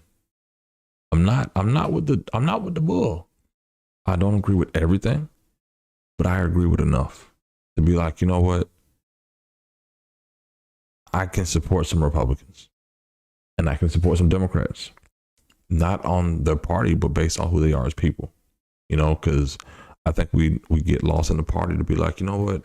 I need to vote for somebody who is, I feel I can trust and aligns with my views on certain things, not everything. Because guess what? You can have all your homies if you play fantasy football, right? Not everybody's a Miami Dolphins fan. Not everybody's a Bucks fan or a Giants fan or a Dallas Cowboys fan and live in Texas. You have homeboys who love each other. You know the kids' names and everything, but you just don't agree with their football team. That's the same thing with politics. The only thing is politics, we like to demonize it if you're a Trump supporter or if you're a Democrat. It's like, bro, don't demonize me because I'm a LA Raiders fan. I'm a Vegas Raiders fan, a Boston Red Sox fan, and an LA Clippers fan. Don't ridicule me for me being a Democrat. I know what losers feel like. But guess what? One day, when the glory comes, it'll be ours. It'll be ours. Shout out to John Legend. Let's get back to Diddy Trial, though. And a plan to kill Kid Cudi? These are allegations a jury just heard from Capricorn Clark, a former Diddy employee whose testimony could be key to proving the racketeering case against the hip hop and what went down. Welcome to Sidebar, presented by Law and Crime. I'm Jesse Weber. No, you voted for that. She don't know what I voted for, baby. Crime legal alert. If you received Depo-Provera birth control shots and were later diagnosed with a brain or spinal Bro, y'all already know I need to. You screen, click the link below. The pattern of I still haven't paid for YouTube Premium yet. I promise it's gonna happen in June. Racketeering activity. Remember, prosecutors need to prove at least 2 underlying crimes to get the racketeering count. Oh, you're Ukrainian. Okay, I got you. It was a lot. Even that Combs allegedly threatened to kill her, that she was forced to take a lie detector test. Okay, so we're going to break all this down, and to do that, I want to bring on now Law and Crime's Elizabeth Milner, who's been inside that courtroom throughout the trial every day for every piece of testimony, and that includes the testimony of Capricorn Clark. Elizabeth, great to see you. My girl glowed up today. It ain't raining on her. Knew she was going to take the stand after the explosive testimony from Kid Cudi last week, where he mentioned her. Before we even get into any specifics about her testimony, just remind our audience who she is exactly, how she even got involved with the Sean Combs enterprise, or that's more of a legal term if we're talking about a criminal enterprise, the Sean Combs business. How about that? Well, Capricorn Clark is a name that we've been hearing about a number of times, right? We know that she had been working under Diddy's employment for a number of years, but she really kind of broke it down today just as far as what position that she had held at which time. So when she was first brought on to kind of the bad boy orbit, or the Diddy orbit, we could also say, this was around the 2004. I mean, I'm trying to set it up so y'all can see this whole caricature. So I'm gonna zoom this out because these drawings are something else.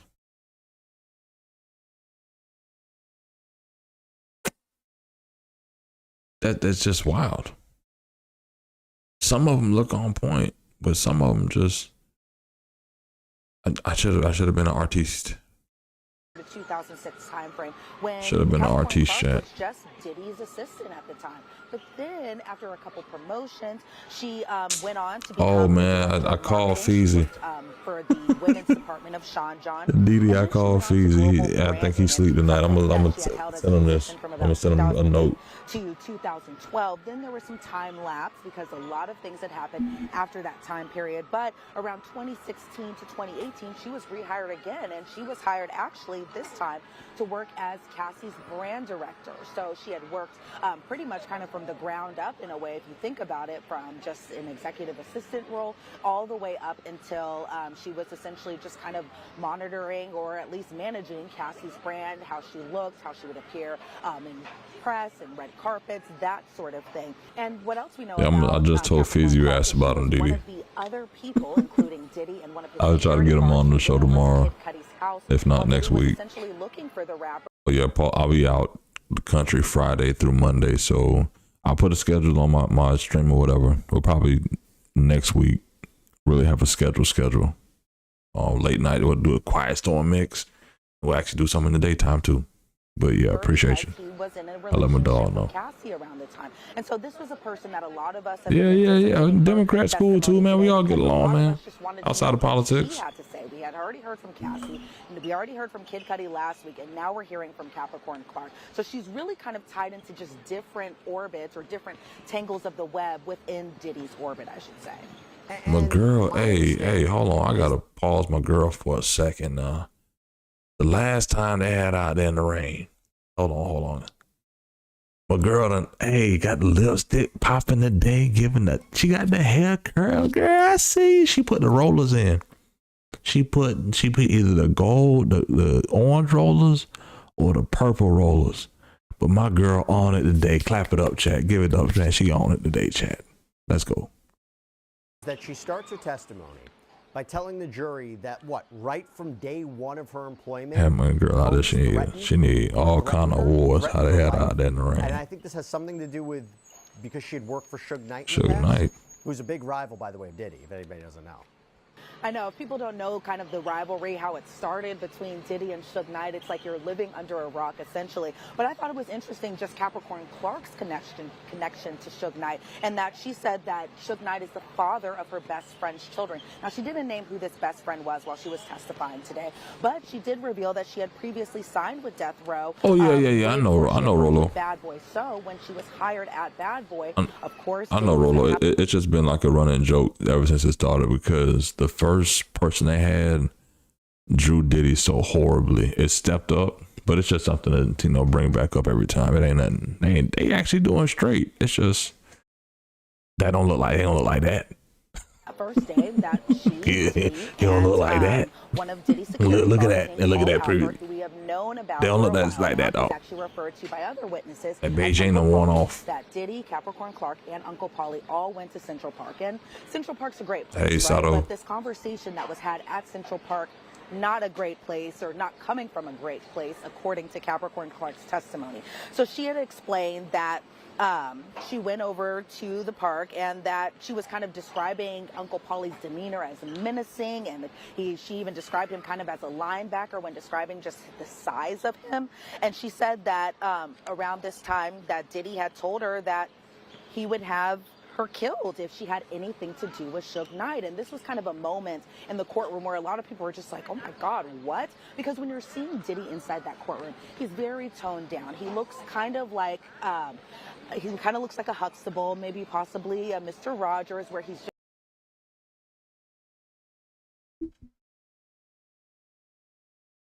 Huxtable, Bill Cosby. Now, I'm not saying her reference is wrong. Let me make Diddy face bigger. I'm not saying her reference is wrong. Right, Mr. Rogers? We seen Making the Band. Diddy is not Mr. Rogers. Mr. Rogers had the dolls popping, pause, because Diddy had the baby oil. And I don't even want to say nothing too crazy because I'm freestyling, right? So I'm going to just stop right there. But Diddy is no Mr. Rogers. We've seen Making the Band. We've seen the Cassie video. Mr. Rogers would never. My girl done messed up. My girl, she done got the curls a bit too tight. Unchain them curls, my girl.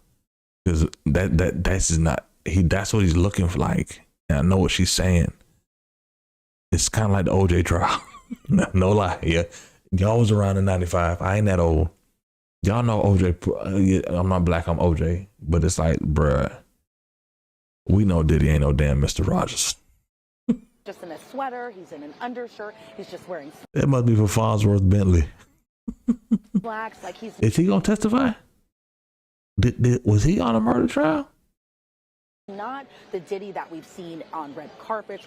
He's not the Diddy we've seen on social media. So he looks toned down. It's not Brother Love. Here that he had allegedly wanted her killed because she had this previous. 1995. I was. Oh my goodness! I was 10. A little bit because this was kind of the first time we were hearing about this. But according to Capricorn Me and Diddy, look what we had now, Diddy. Alleged threat was being made that Diddy appeared we locked in now, Diddy. during this. My dog. And again, Uncle Pauly was calm, and Capricorn Clark has said Uncle Pauly didn't say anything when Diddy had allegedly made this threat. Instead, Uncle Pauly remained calm. He was stoic. But Capricorn responded to the threat saying, we'll have to see. And Capricorn admitted while she was on the stand that she should have been more transparent. You know, hindsight's always 20/20, but she said she should have been more transparent just about the overall relationship with Suge Knight. Because, again, Suge Knight and Diddy go way back, and not in necessarily a good way either. You know, they started off as kind of colleagues in a way, or at least cordial from my understanding of it, and then things escalated. Obviously, Suge Knight used to kind of be on the West Coast side with Death Row, whereas Biggie and even Diddy represented the East Coast side, and that was Bad Boy, of course, that we know. And so And then while we were inside the gallery and while we were inside the courtroom, we see a bunch of exhibit photos. And the exhibit photos are photos we've seen before. They were photos of D-Rock. D-Rock was a good friend of Biggie Smalls, according to Capricorn Clark. And this is something that we've known as well, too, because D-Rock was the one who had driven down another assistant to try to find Suge Knight that one time. So everything just kind of intertwines with itself. But really, I think the takeaway is just this beef carried on and on forever. And so then we saw another exhibit photo, this one of Reuben. Reuben is going to be kind of an important figure later on in Capricorn Clark's testimony. But we saw a photo of Reuben, a.k.a. Rue. He also goes by that, and that's actually D-Rock's little brother. Came and was hired after Capricorn Clark. And then we saw an exhibit photo of Roger Bonds, and he started around the same time as Capricorn Clark, and that, again, is another security guard. So these photos we've seen as government exhibits already. But then Capricorn Clark was asked, you know, did you observe Diddy with a gun? And she had mentioned one particular incident, and this was during the kidnapping incident. And then she had also discussed that there was a time before that Diddy had, he was doing kind of this like press events with 50 Cent, and that there was kind of this back and forth between 50 Cent and Diddy, because we know their beef also goes back years and years and years. But according to Capricorn Clark, when she was on the stand today, Diddy, who she refers to as Puff or Puffy while she's on the stand, told Chris Lighty, who used to work with 50 Cent, that I don't like the back and forth, I like guns. And that was kind of a way that the prosecution, I felt like... Wait, what? Not did it... Did we have a whole new meaning for the Harlem Shake? Like, I hate to say it because I know Diddy went to Howard too. It's kind of like, I hate to say this. I hate to make it about race. But when did this black man feel he was that untouchable? That he could tell somebody, yeah, I ain't doing that. Man, 50 Cent got shot 9 times. 50 Cent is quietly my spirit animal. I've never been shot 9 times. I don't want to be shot 9 times. Please don't shoot me. But Diddy, come on, man. Now, I get it. His dad was killed. He'd been grinding. He didn't sleep till he was 40. Bro, you should have took a nap. Cause ain't no way you was gonna tell somebody you like guns, bro. You was dancing in music videos. And anyway, this Diddy trial revealed he was behind Tupac and Biggie death. Boy, hey, he ain't gonna survive in jail. I'm telling you that. Was really kind of coming out swinging as far as just what did you observe with Diddy under your employment? What were the threats that were made? They really just kind of went at it right off of the bat. No, look, for a racketeering conspiracy charge where prosecutors are saying that he operated a criminal enterprise that was engaged in a pattern of illegal activity, 50 Cent, and there are all these underlying 30 crimes, times they rather have to than Diddy. convince this jury that he's essentially almost like a mafia boss, right? That I don't think Diddy's innocent. What I think is that they haven't made a strong case for RICO yet, to be real. I think they're still trying to build out that RICO narrative, you know, through the Cassie piece and the persona. But they making this brother the most guilty brother ever. But he a freak. They some freaks. I didn't even mean to lick my lip after I said that. They some freaks. Because again, gotta pause it for a second. Like, I'm gonna make this full face so let y'all know how serious I am about this, right? Diddy was hiring escorts to have sex with his lady while he watched. Do you know how many men would crash out if they found out their lady was smashing somebody else? Not 1, not 2, not 3, not 4, not 5. It was about 15. And he watching and paying for it. Bruh. We had freaks before OnlyFans. We just finding out about it. But clearly, all you brothers crashing out about your lady, bruh, it ain't, you in too deep, bruh. Be like Diddy and realize it ain't that serious. Forgive her. Let's get back to it. Hold on, that ain't it. Oh, that's the one. Yeah. I don't think he's getting out of it, but I do think that they still trying to make a case, and I think Thug's case had more. Jesse, another employee, this one being of Capricorn Clark. So according to Capricorn Clark, she said that she was actually accused within the first few months of her Yeah, I don't think he's getting off, but we're going to see. It's on them to prove the case. Essentially, this jewelry, very expensive jewelry, by the way, that was on a loan from this man named Jacob the jeweler. And so Puff, or Diddy, I should say, actually gave Capricorn Clark the jewelry to kind of hold. Again, it was on loan around this time. And Capricorn said that she had called security and told Diddy that his jewelry was missing. And Capricorn described being questioned by Uncle Paulie for a long period of time, essentially just about where this jewelry was. She said that Uncle Paulie even came to her home, searched her belongings, something that David James had testified to last week. Hope my typing is not too loud, y'all type fast. Security guards.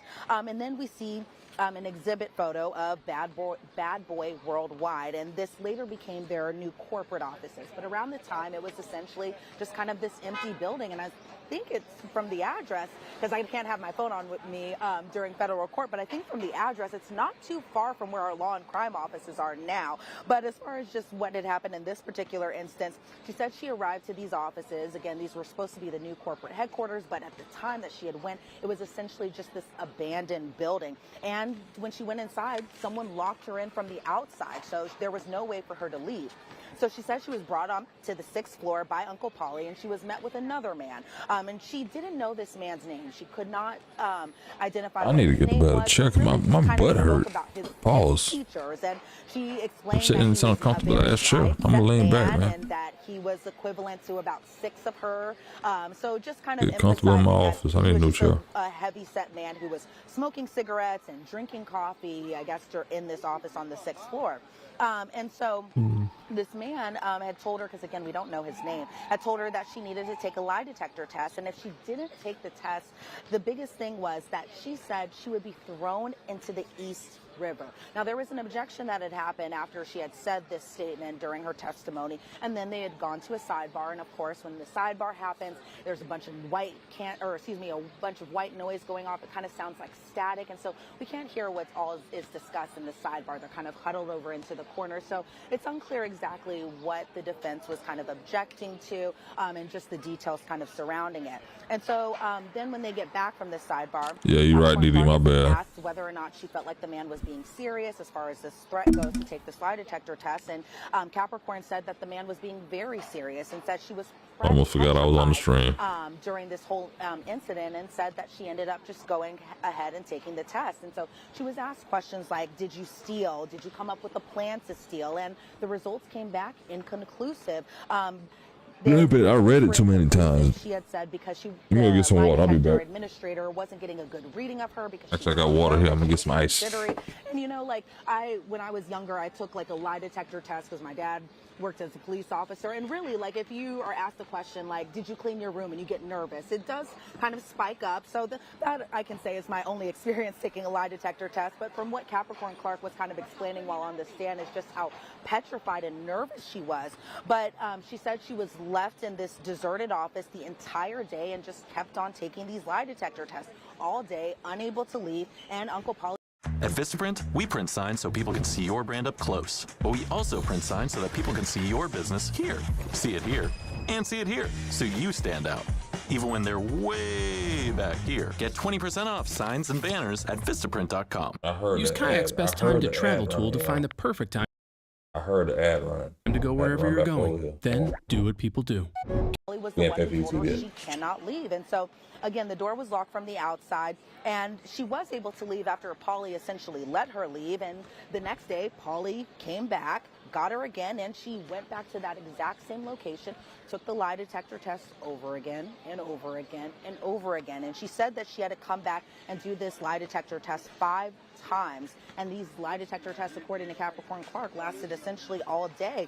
And she said the reason she kept coming back and doing these tests was because she wanted to prove her innocence. She said that she didn't take anything from anyone, and she didn't go and tell the police because she had worked under an NDA. There was an objection. That objection was sustained, so so the jury, won't be able to hear that part. But she said during these long days, long hours of taking this lie detector test that Diddy didn't check up on her during this time. And then after the 5 days was over, Uncle Paulie told her that she could go back to work that next Monday, or that following Monday, I should say.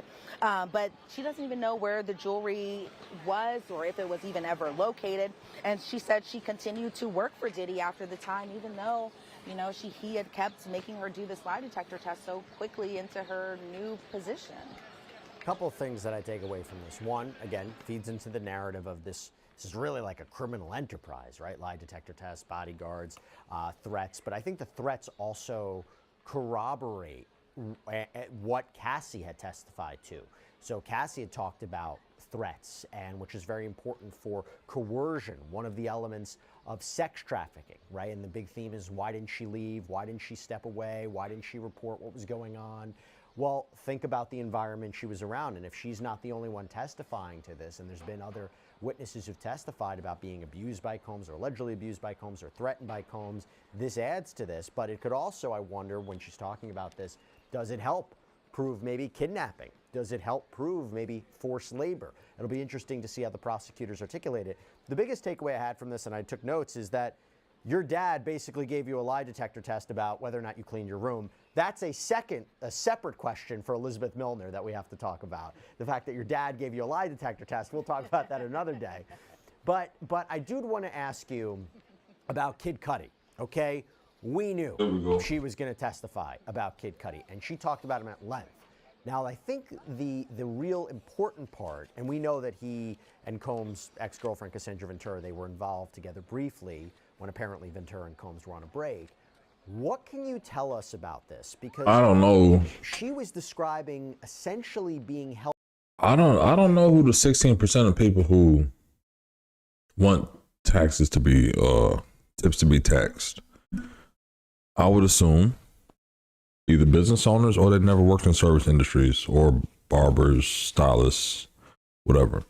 And just imagine if you're a stylist, like if you have $50 for a haircut.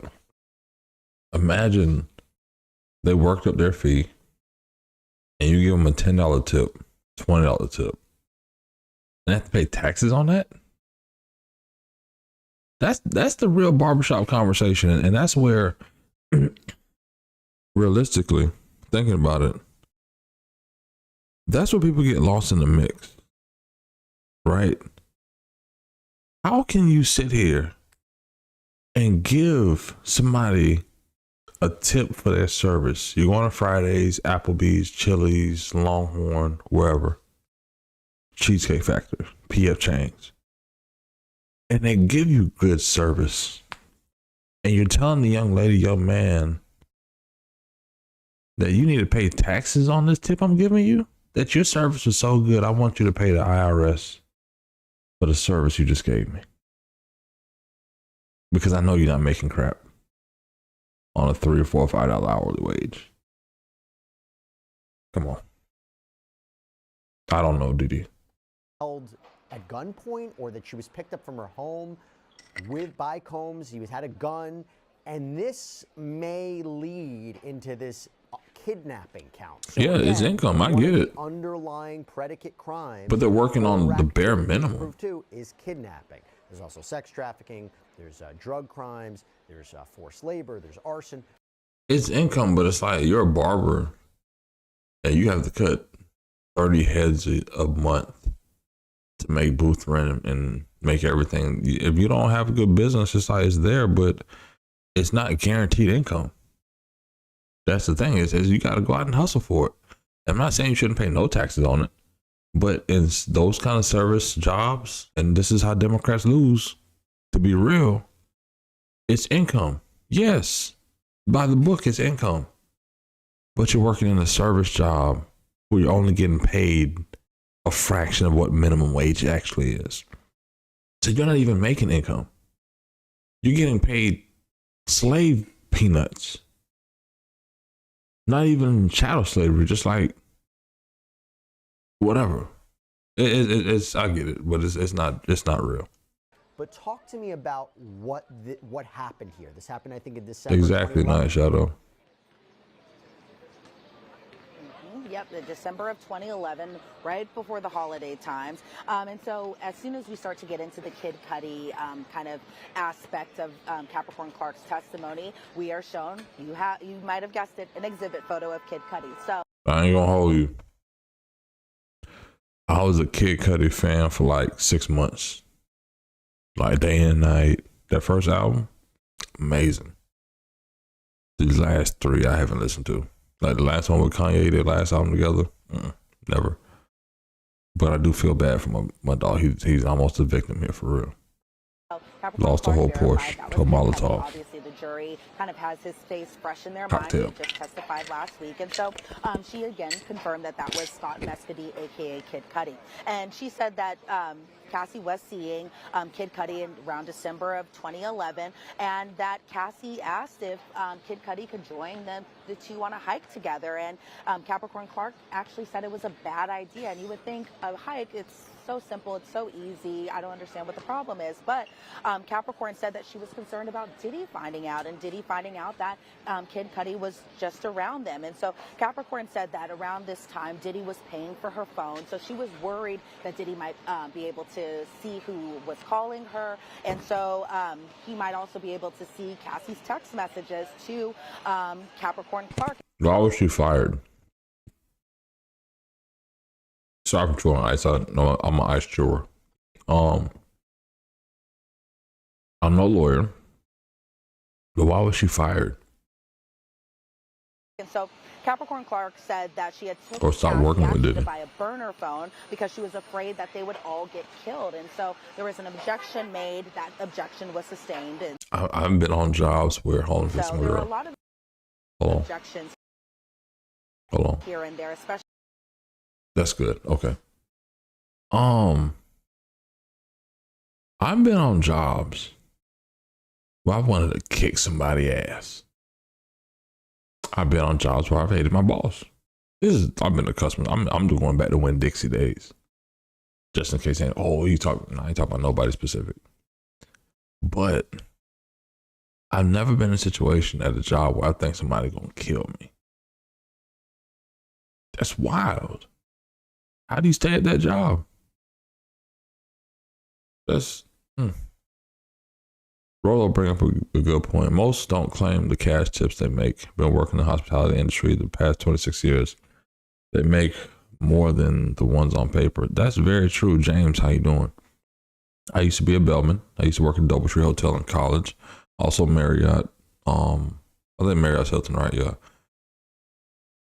I didn't work at a Hilton brand, but the Hilton, Marriott, and Doubletree, essentially. You make good tips as a bellman, as a valet. I'm telling you now. But I think the part of it is, you're supposed to claim it. And then the company, I think more for the restaurants, Rolo for now. Where you have these 12 waitresses working in the restaurant. Then they all get their tips pulled together. So collectively they could have, let's say, $5,000, right? And they're busting that down a piece. And now they got to go pay taxes on that portion. That would be the issue. So now it's kind of, in some cases for history, it's been hidden. But now that, some restaurants and small service businesses pull tips, that'll hurt. But for your barbershops, your stylists, go in your barbershop this weekend and ask them for real. I want to do it. How do y'all feel about this no tax on tips? I just want to get some content, see what people are saying, how they feel about it, do they support it? And if this is the only thing in the Trump tax plan, would you vote for it? That's really what I want. I want to make some. I need to get my cameraman. Jacksonville's a pretty big city. Let me know. Would y'all like to see that content? If I just go to maybe 20 barbershops, right? And ask 20 barbershops on a Saturday while people are in there, and actually ask the patrons too, hey, how do you feel about your barber having to pay taxes on the tips that you give them? And see if they would support it, right? And just let me know in the chat. Would you support that content? I'm trying to get some ideas for the channel. Let me know. Hold on. I'm gonna ask y'all. I'm gonna ask before we get back to it.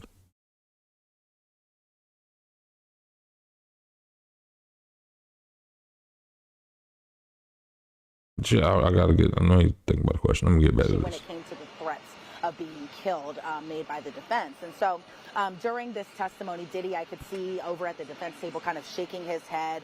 The gallery, I think, seemed a little shocked because this was another alleged threat about being killed. But again, the objection was sustained.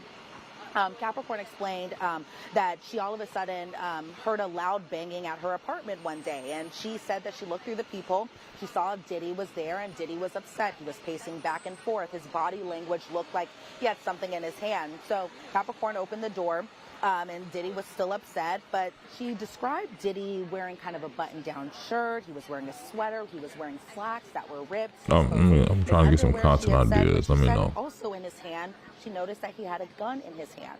And so Diddy said to Capricorn, "Why didn't you tell me?" And then said, "Who is Scott?" And Scott being Scott Mescudi, a.k.a. Kid Cudi. And so Diddy then told Capricorn Clark, "Get dressed. We're going to go kill this N-word." And so I'm seeing Diddy kind of jotting notes down during this testimony. And Capricorn explained that she didn't want to go. She said Diddy made her, and that... See, here's I hate to say this because I said it earlier. And if I went to law school and I was one of Diddy's attorneys, and I actually know my homeboy's wife is actually one of Diddy's attorneys, Freddie Figures. His wife, Natalie, is one of Diddy's attorneys. I would say this. Think about this, chat. If Diddy was paying escorts to smash Cassie, why would he want to kill Kid Cudi for dating her? Hold on now. I'm not saying he didn't do it or blow up the car. But if you already know she a freak though, because you know the T.I. song. If y'all call it, if you know T.I., you know the lyric. But to the point, if we get down to it, why would he want to kill Kid Cudi? That's what I don't understand. Out of everybody? And it's not because, like, I don't know. I'm not nothing freaky, but it's like, bruh, you know she coming back to you. Y'all celebrities. Why would you want to kill this man? So that, to me, it's not the credibility. It's more like, you mean to tell me a man who watched his girl get smashed by paid escorts is crashing out over a dude who only had one good album his whole career? This Diddy we talking about, but they got to prove Rico. Diddy had put the gun that he had held in his hand into his waist, and that Diddy seemed pretty mad. And that Diddy has never even been to Capricorn Clark's house before, so definitely during the cross, they were like, well, how do you get upstairs? How was he let into this building? And those types of questions. But during direct I read some of that too. It doesn't make sense. Was explaining that Diddy put the gun in his lap once they were inside the car, and that there was another person there, and that was Reuben. Reuben, who has also been referred to as Rue by other witnesses, or Rube, and he was driving the vehicle. We got 50-50 on this content, man. Let me get some more votes. I'm going to put it up for 3 more minutes to 137. Up to Kid Cudi's then home up in the Hollywood Hills, that they were in an Escalade together, and that Capricorn explained that she wasn't able to even leave this Escalade because everything was moving so fast and there was just no conversations going on. But she said that they went to his home in the Hollywood Hills, driving from Capricorn's house over to Kid Cudi's house. Then we see an exhibit of a Google map kind of mapping out the route that they would take, even though Capricorn was like, that's not the route I would take. But there was that. And then there was another exhibit of Kid Cudi's front door. So Capricorn explained when they got to Kid Cudi's house, that she didn't even know whether he was there or not. So Capricorn stayed in the car while Reuben and Diddy went inside Kid Cudi's home. So what Capricorn did was she ended up calling Cassie's burner phone, I should say. And Capricorn said to Cassie, what the This F? is a lot, and bro. Told Cassie that she was brought to Kid Cudi's home to kill him. And Capricorn said that she had changed the name of Cassie's name of the I'm not saying it didn't happen. I'm not saying it's impossible for Diddy to be an evil person like this. But what I am saying is, these drawings, like, this is like charcoal. This is a charcoal depiction. How, like, if you can't take no pictures, how did you get this still image to draw this? You know what I'm saying? Like the crunched up napkin in the eye, the hair break, look like she's sweating up here. She got the crunchy eyes, everything look like a booty hole right now. But it's the nails. How do you draw this? Like, this is some good depictions. Burner phone to her best friend's name just so That way is, she can. I don't know what that white stuff is on her head. But It's just, wait a minute. What character is this from? This must be the lighting from the rooftop, because this ain't from one of the freak offs. Okay, I'll go. she could hear Kid Cudi on the. You know what it is? I'm gonna tell you. I'm gonna go back to you. I'm gonna tell you. Hold on. Said that she had changed They're gonna get to it. I'm gonna tell you exactly what it is. Of the burner phone. Because I see it in church a lot. She can not have Diddy find out, but. Oh my God. It's like, right. Yeah. It's like, yeah. You know what it is? It's nothing nasty. This, y'all ever see the girls who weave be in too long and it's shiny at the top? That's what that is. It's either dandruff build up. This is some bad dandruff. Diddy party. It's giving Diddy party because it's on the forehead. But it's also looking like bit. This hair is worn out. This wig is dried out a bit. Y'all know what I'm talking about. Like middle school. They just throwing gel up there type vibe. Not have Diddy find out, but Cassie was relatively calm. That's how Capricorn described it. But Diddy had told Cassie to tell Kid Cudi not to tell the police that Diddy was allegedly behind this and not to make a police report. And Capricorn was explaining that if Kid Cudi would have went forth with filing the police report and speaking to police about who was allegedly behind this. Damn, 13 votes, that's it. Diablo's metal demon drill. Y'all showed up. Thermal shield protective. Listen, hold on, I'm gonna tell you after this ad. I'm gonna get kind of boring too. Listen, 13 people voted in the last poll. That's crazy to me. You know why? I'm quite sure Kamala Harris, like, that's the same turnout y'all had for her when she told y'all to vote, and y'all said no. In the same way they voted in the last poll, man. Not bad. Let me fix this up. That's right. Diddy could have possibly killed everyone, including Capricorn, including Kid Cudi, including even Cassie, according to Capricorn's.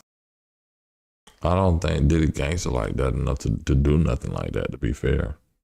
Me personally, I don't see it. Testimony. And so Kid Cudi was mind blown, according to Capricorn Clark's testimony. And then afterwards, Capricorn, Cassie, and then Diddy went over to Diddy's home, and then Diddy violently physically assaulted Cassie during this. According to Capricorn, he kept kicking her. He never used his hands. She was crouched into the fetal position, and that Diddy kicked Cassie all the way into the street, essentially, that Cassie was just crying really silently while Diddy was kicking her, including even in her back. She said Reuben was present during this physical assault, but that he didn't even intervene. And so what what Diddy had told Capricorn is that if you do intervene, that he would F her up too. And, you know, when Capricorn's on the witness stand, she didn't shy away from using, you know, profanity or, you know, lewd language or anything like that. She really just kind of went all in. And so just hearing that, it's just kind of like, wow, it was just pretty shocking testimony. And so Capricorn said that she called D-Rock to tell his brother to kind of intervene and to stop things. Then when she didn't see that Reuben's phone was ringing and that he wasn't intervening, that's when Capricorn ended up calling Regina Ventura, who we know is Cassie's mother. And so she called Regina Ventura. What kind of music do you listen to at this hour anyway? Regina, I can't call the police, but you can. Again, kind of pointing to the threats that were made, just the fear that she had had. And so Capricorn admitted that she didn't call police because the mission was to get Kid Cudi not to tell police what had happened to his car. So she felt like it would have been counterintuitive for her to call police. And it was just kind of a little bit of a weird thing to say. But essentially, the takeaway is that she didn't intervene. Reuben didn't intervene. None of Diddy's security intervened. It's something that we've heard about so many times where people are around it. They're witnessing what's going on with Diddy towards Cassie, and they're just not intervening. And so later on, Capricorn said that she did end up visiting Cassie after.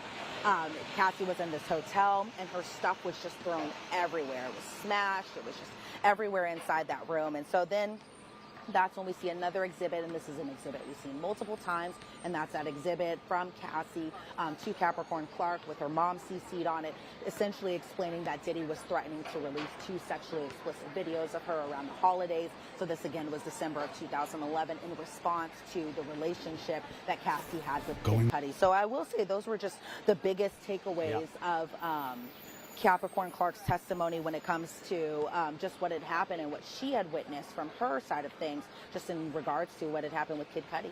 Yeah, I'm gonna stop it there. I still don't see Rico yet. Don't see, man. Yeah, man. I needed to really start scheduling these things out for real. Maybe you might poll hairdressers and barbers on this question. Yeah, and I get that. I think it's more the narrative, but I'm thinking for the content, and quietly I'm about to wrap up in a minute. A little tired. I'm yawning. Didi, my bad. I think the biggest thing is just getting people's take on it so they understand it. They're like, yeah, I'm gonna go full face here. Hold on. I feel that if you're going in and you're having this conversation with people, you're saying, you know what, would you want a living wage or no tax on tips? If it's one of the two options, they're probably going to be like, no tax on tips, because they don't know what a living wage is, but they can see that no tax on tips for that. And I think that content wise, it'll be good to just engage folks, see what their response is.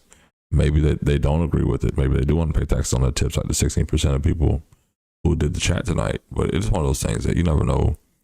I was going to go, but you know, it could be a good idea. Did I end that poll? Did I get the numbers on that poll? 61% said no. 13 votes, but that's not a majority.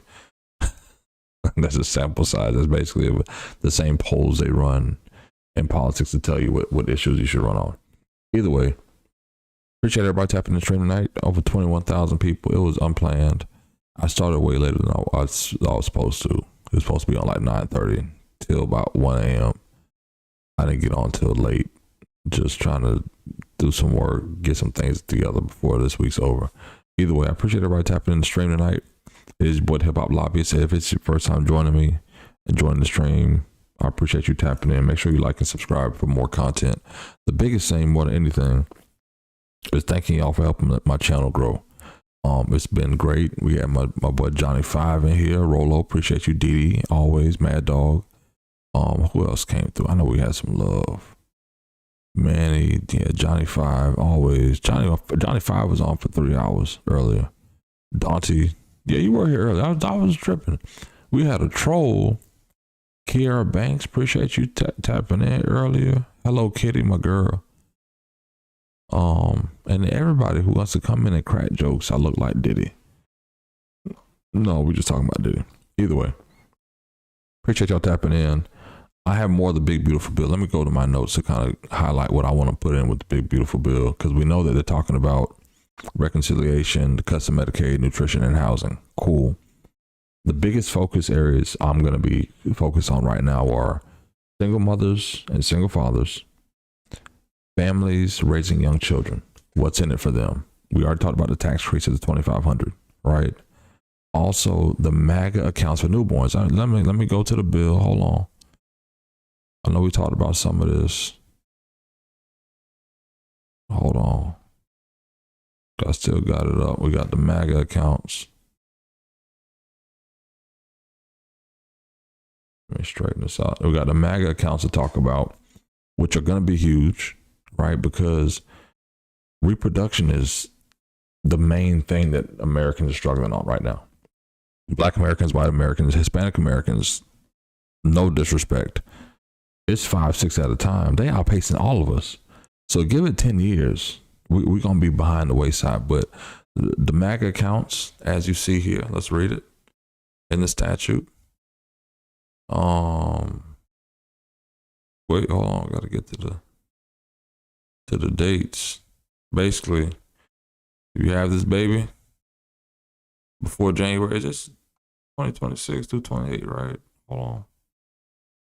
I have notes on it. I wanted to actually show y'all where it says it, but I can't find it. I'm probably scrolling too fast. It is late. But basically, the MAGA accounts, let me go to my notes. If you're born between 2025 and 2028, you get a $1,000 government-funded investment account, which can be used for college, a first-time home, or starting a business when they turn 18. Let me see if 18's in here. There's a lot of places they talk about, so we're just going to do the MAGA accounts. Look, how do y'all feel about the MAGA accounts? Do you think $1,000 is enough for a child, just to have a child? No. No, it's not. The birth process by yourself, if you say that extra night, that's an extra $1,500. But no, that's not enough. The employer provided child care credit for businesses, for small owners, small business owners. We're going to do a special on that. And that may not be a live stream. I may stream the whole thing and just like have segments where I'm editing content and, have everybody tap in from there. I'll probably turn the chat off so that it doesn't get ruined in the edits, right? But also paid family leave. For small businesses, I was talking to someone earlier.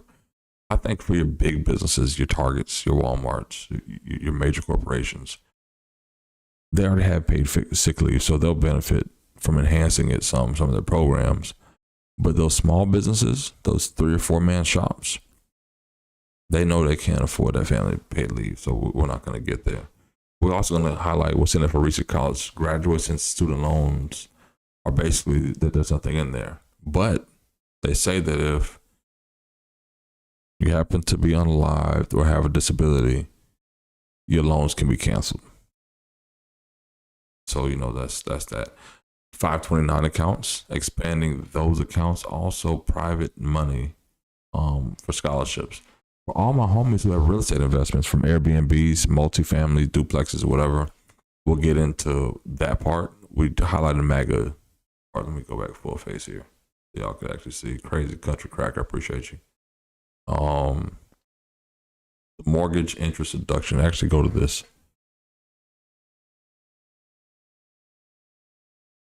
Is this it? Interest on loans secured by rural and agricultural real property.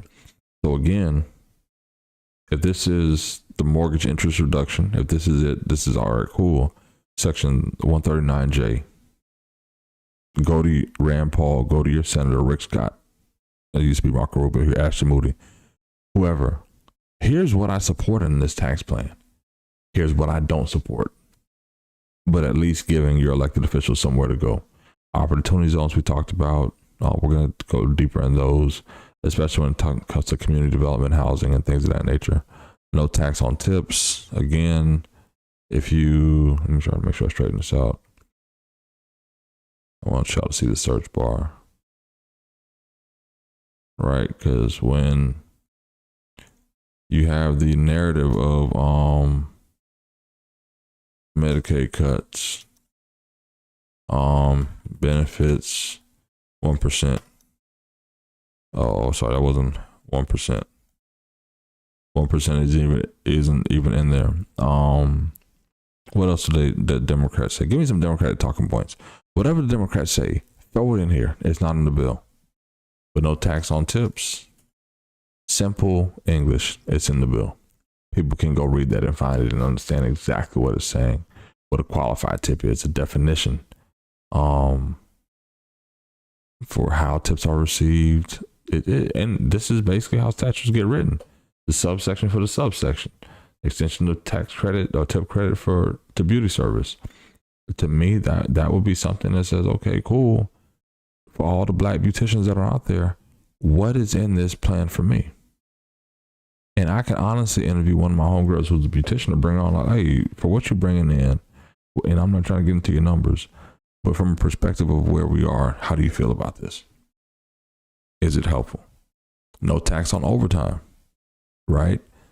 People talk about it, but what overtime? No, you work 45, 50 hours. People talk about living wage. I get it. I actually like that. No tax on overtime.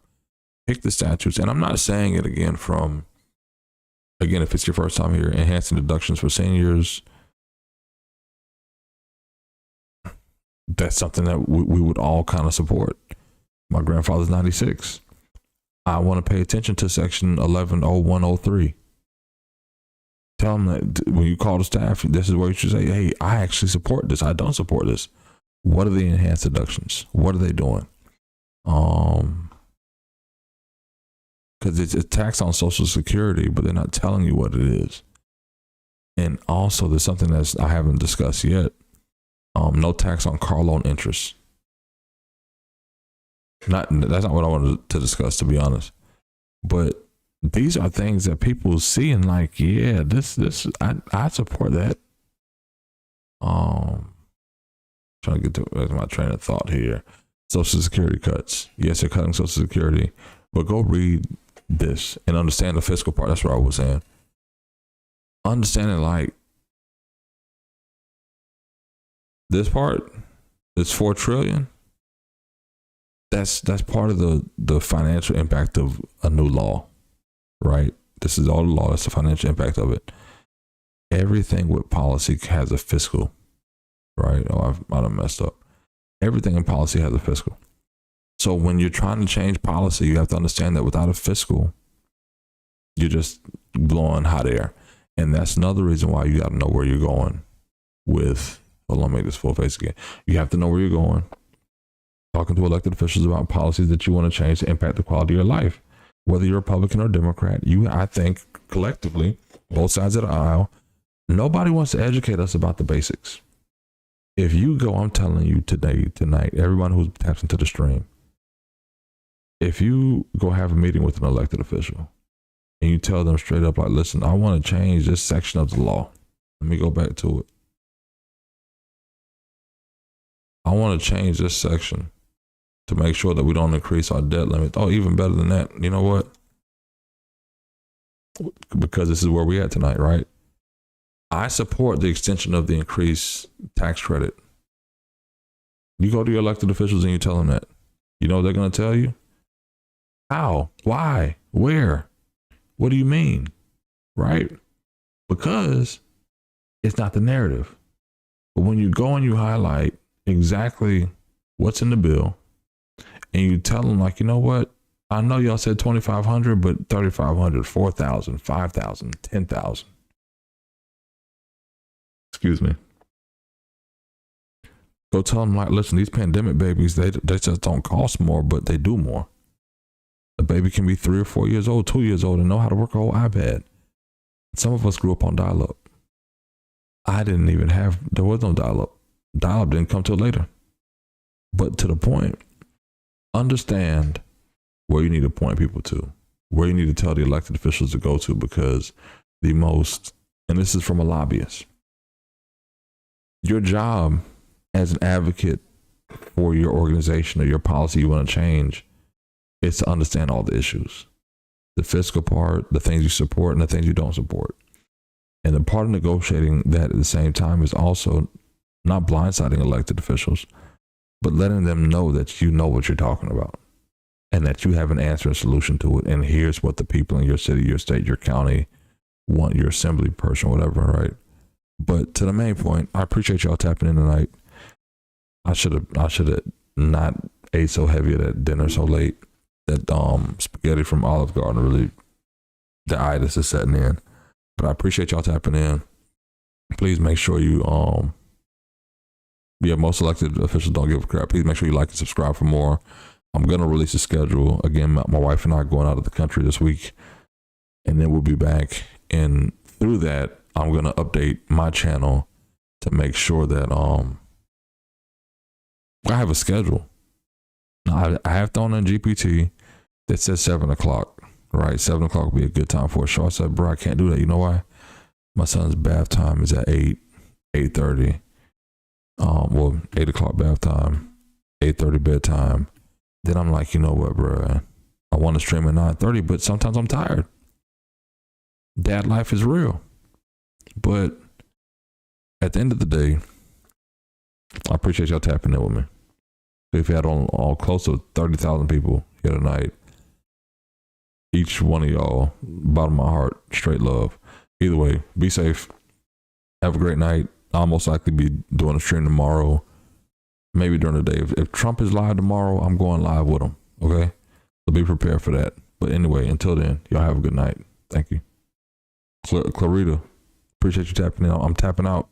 But make sure, Clarita, make sure you like and subscribe so that on the next stream, we can get you on. We want to talk about some politics, but you see, we want to identify what is in the big, new, beautiful bill, the Trump bill, that could be impacting your quality of life. All right? Y'all have a good night.